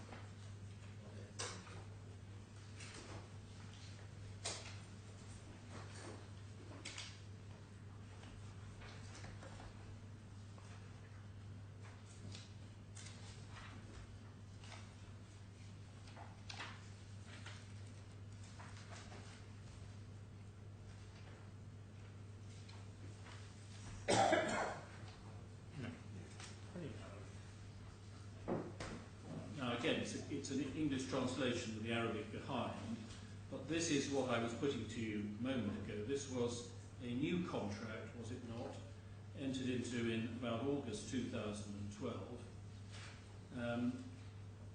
granting a renewed and indeed slightly increased loan to your mother. Is that right? كان سنة بشهر 8/2012 وإنه القرض هذا جديد وزادوا قيمته شوي. المسؤول عن القرض ودعت عني عن الشيء. Okay. Said the person in charge of this procedure and the loan is Mr. Abdel, who is present in this court. Well, I'm asking you about it. Do you know anything about this at all? Said no. You see, you said to me the loan wasn't repaid, but it seemed, I think you're the only person I can put this to, that in fact what happened was the loan was repaid and a new loan was then taken out. المذكور في الورق هذا انه القرض الاولي اتسكر واعطوكم قرض جديد بداله. ما سددنا القرض. لما طلبوا مننا نروح نجيب من البنك ونقعد مع البنك، انا قابلت المسؤول وسالته سؤال، قلت له احنا سددنا القرض؟ قال لا ما في تسديد، في عندنا اشياء داخليه داخل البنك بناء على قوانين البنك المركزي وبعد التعديلات قاعد احنا نغير السيستم والاوراق مالتنا، فاحنا ما سددنا هذا وما زال القرض موجود والضمانات نفسها موجوده.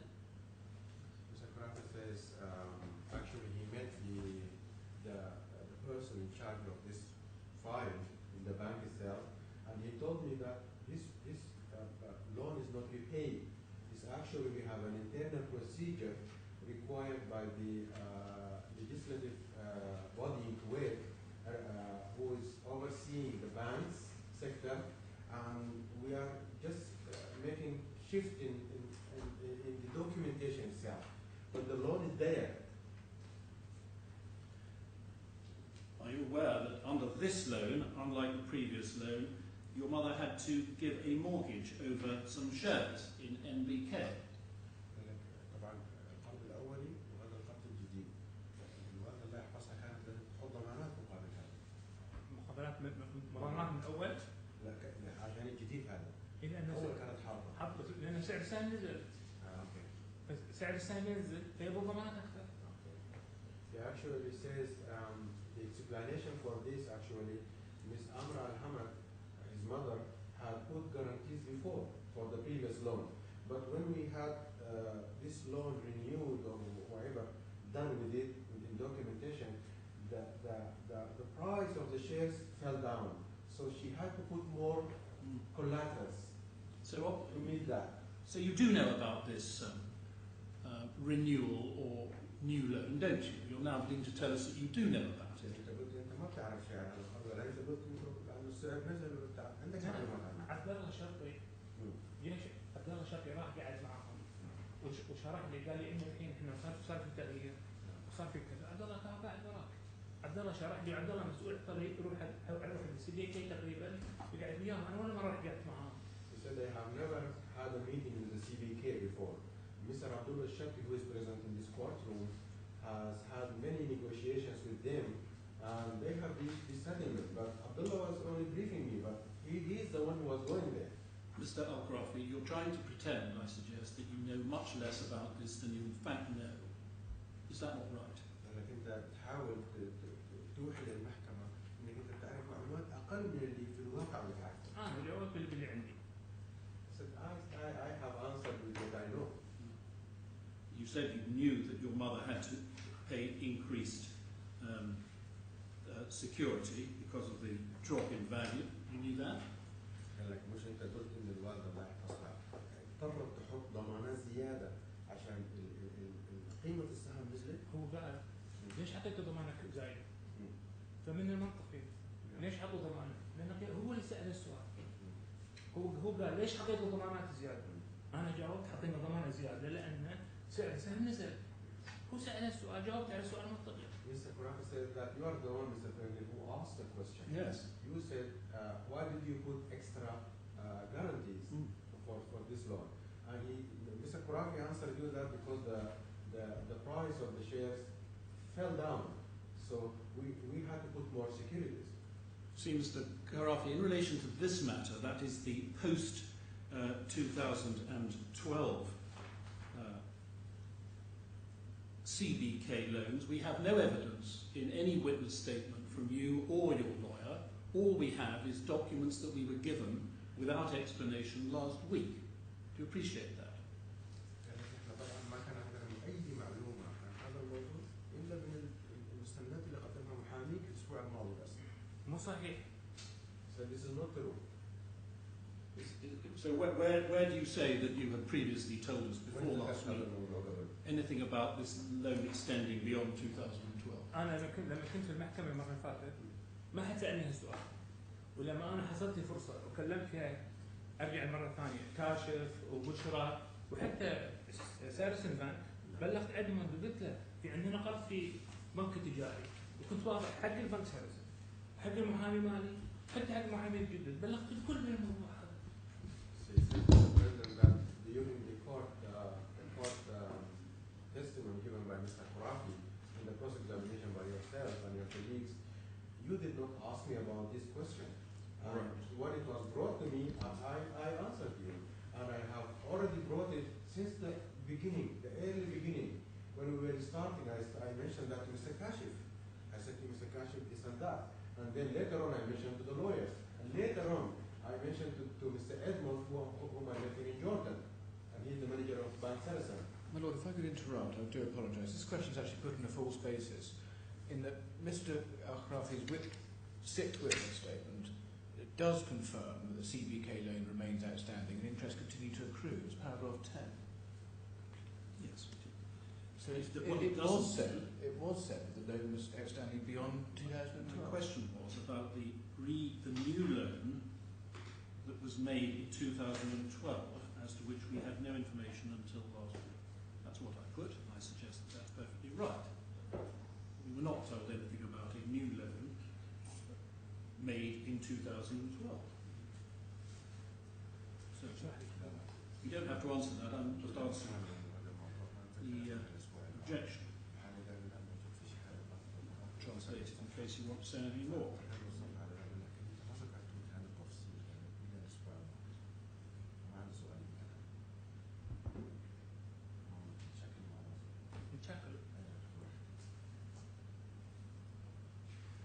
Now, while we're looking at this document, on the second page of it, in the English, at page 4833,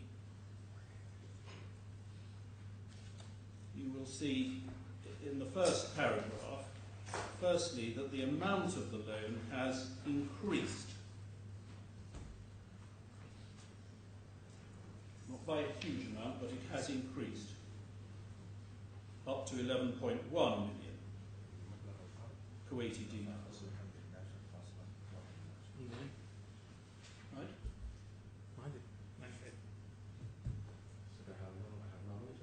I suggest you did, Mr. Karafi, you knew perfectly well, didn't you?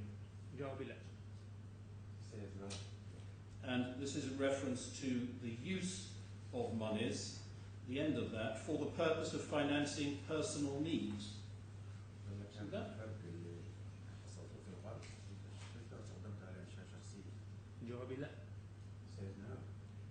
No what?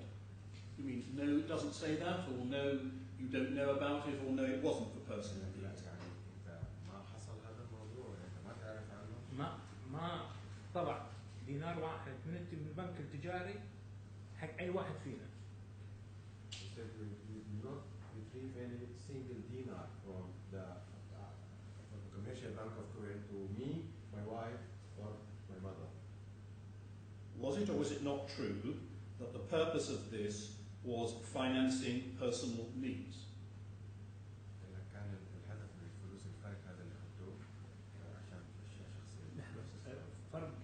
الفرق ولا كان القرض كله؟ كم الفرق؟ ممكن أعرف الفرق بس؟ Can you mention for him the difference, please, between the first loan and the second loan? No, I asked the question again. Is it or is it not true that the purpose of this loan was financing personal needs, as is stated in the fourth line of page 4833?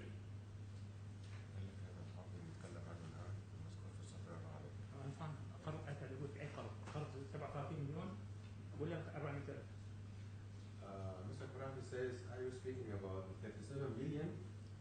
I'm speaking about the 11.1 million, which we've just identified in the second line. يعني القرض اللي راح من أهلي للتجاري. بس هذا السؤال أبي أفهم. This is the loan from Ahli Bank of Kuwait to Commercial Bank of Kuwait? No, talking about, you only need to look at these four lines. Here is... That's not a fair way to put it. Well, with respect, my learned friend, really ought to listen to the question. What this is recording is that CBK is the second claimant has applied to the bank for a loan of 11.1 million for the purpose of financing personal needs. And my question is a very simple one, which I suggest you're trying hard to avoid. Was it or was it not true that that 11.1 million was for the purpose of financing personal needs? Please try and answer the question if you can.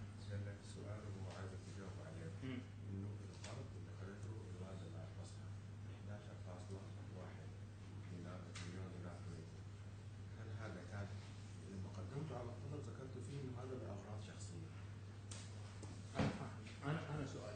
هو قاعد يسألني سؤال إن قرض بنك تجاري لأمور شخصية. هذا سؤاله. قرض بنك تجاري راح يسدد بنك الأهلي. نقطة أصلا. He said, I can only answer you in one sentence. The loan we have obtained from the Commercial Bank of Kuwait is taken into settlement from the Ahli Bank of Kuwait. Full stop. And I suggest to you what stated here is, in that document, is entirely correct, is it not? In those four lines that I've read, that is entirely correct, isn't it?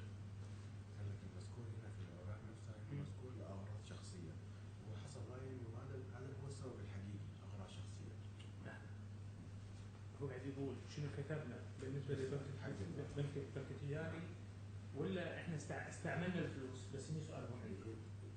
Mr. Khurafi wanted you to clarify something, Mr. Brandon. Are you referring to the purpose of the loan? Is it because it is mentioned for personal use, or are you asking have you used it for personal use? I'm asking a very simple question. Yes. What is there stated is true. The loan was required for personal needs. That is true, is it not?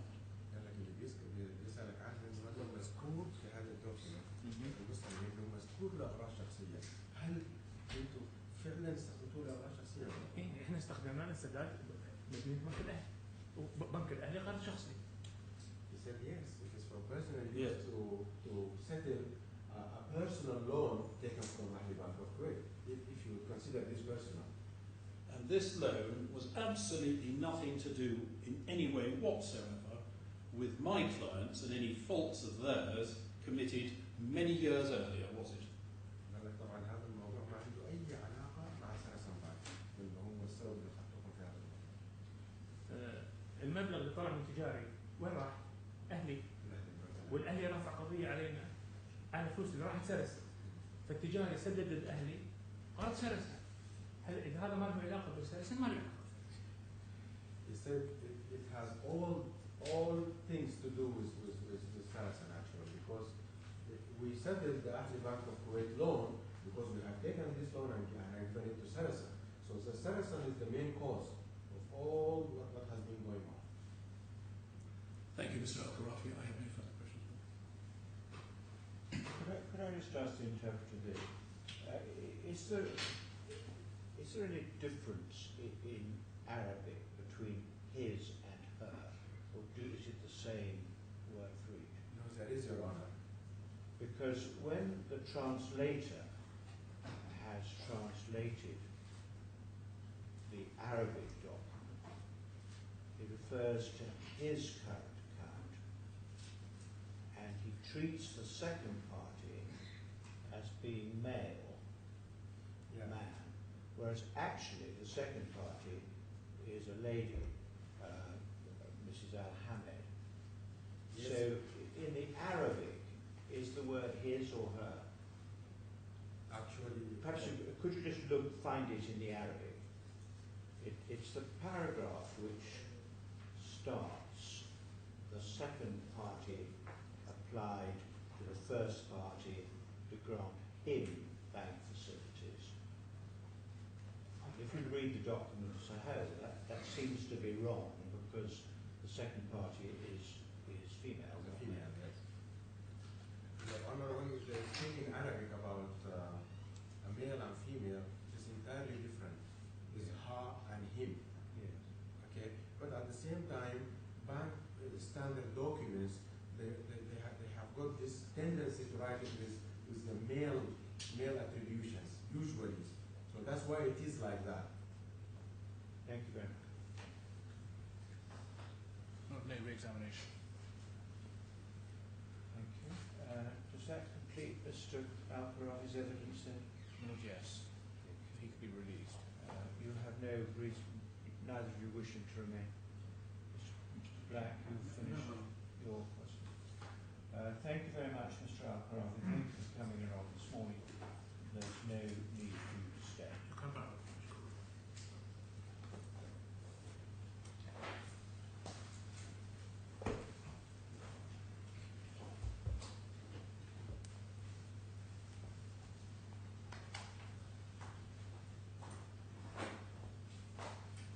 Well, can I now deal with where perhaps we should go from here?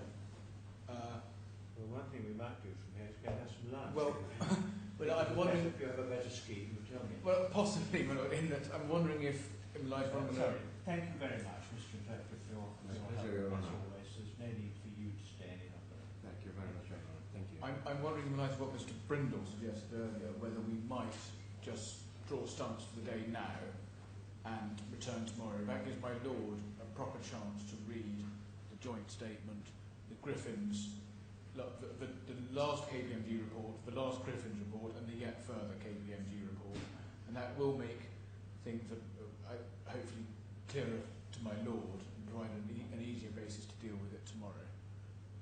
That's one option, obviously. Alternatively, I could just plough on after lunch, but it may be that there'll be quite a lot of causing some irritation to my lord as we try to grapple with some of these figures that you just haven't had time to pre-read. And of course, the yet further option is to adjourn altogether for another date. That does have costs, consequences, and possible timing problems. I would hope we could still do it in a day tomorrow. Now we've heard Mr. AlKhorafi's evidence, but I have to say it will be quite a full day tomorrow. I don't want to risk not finishing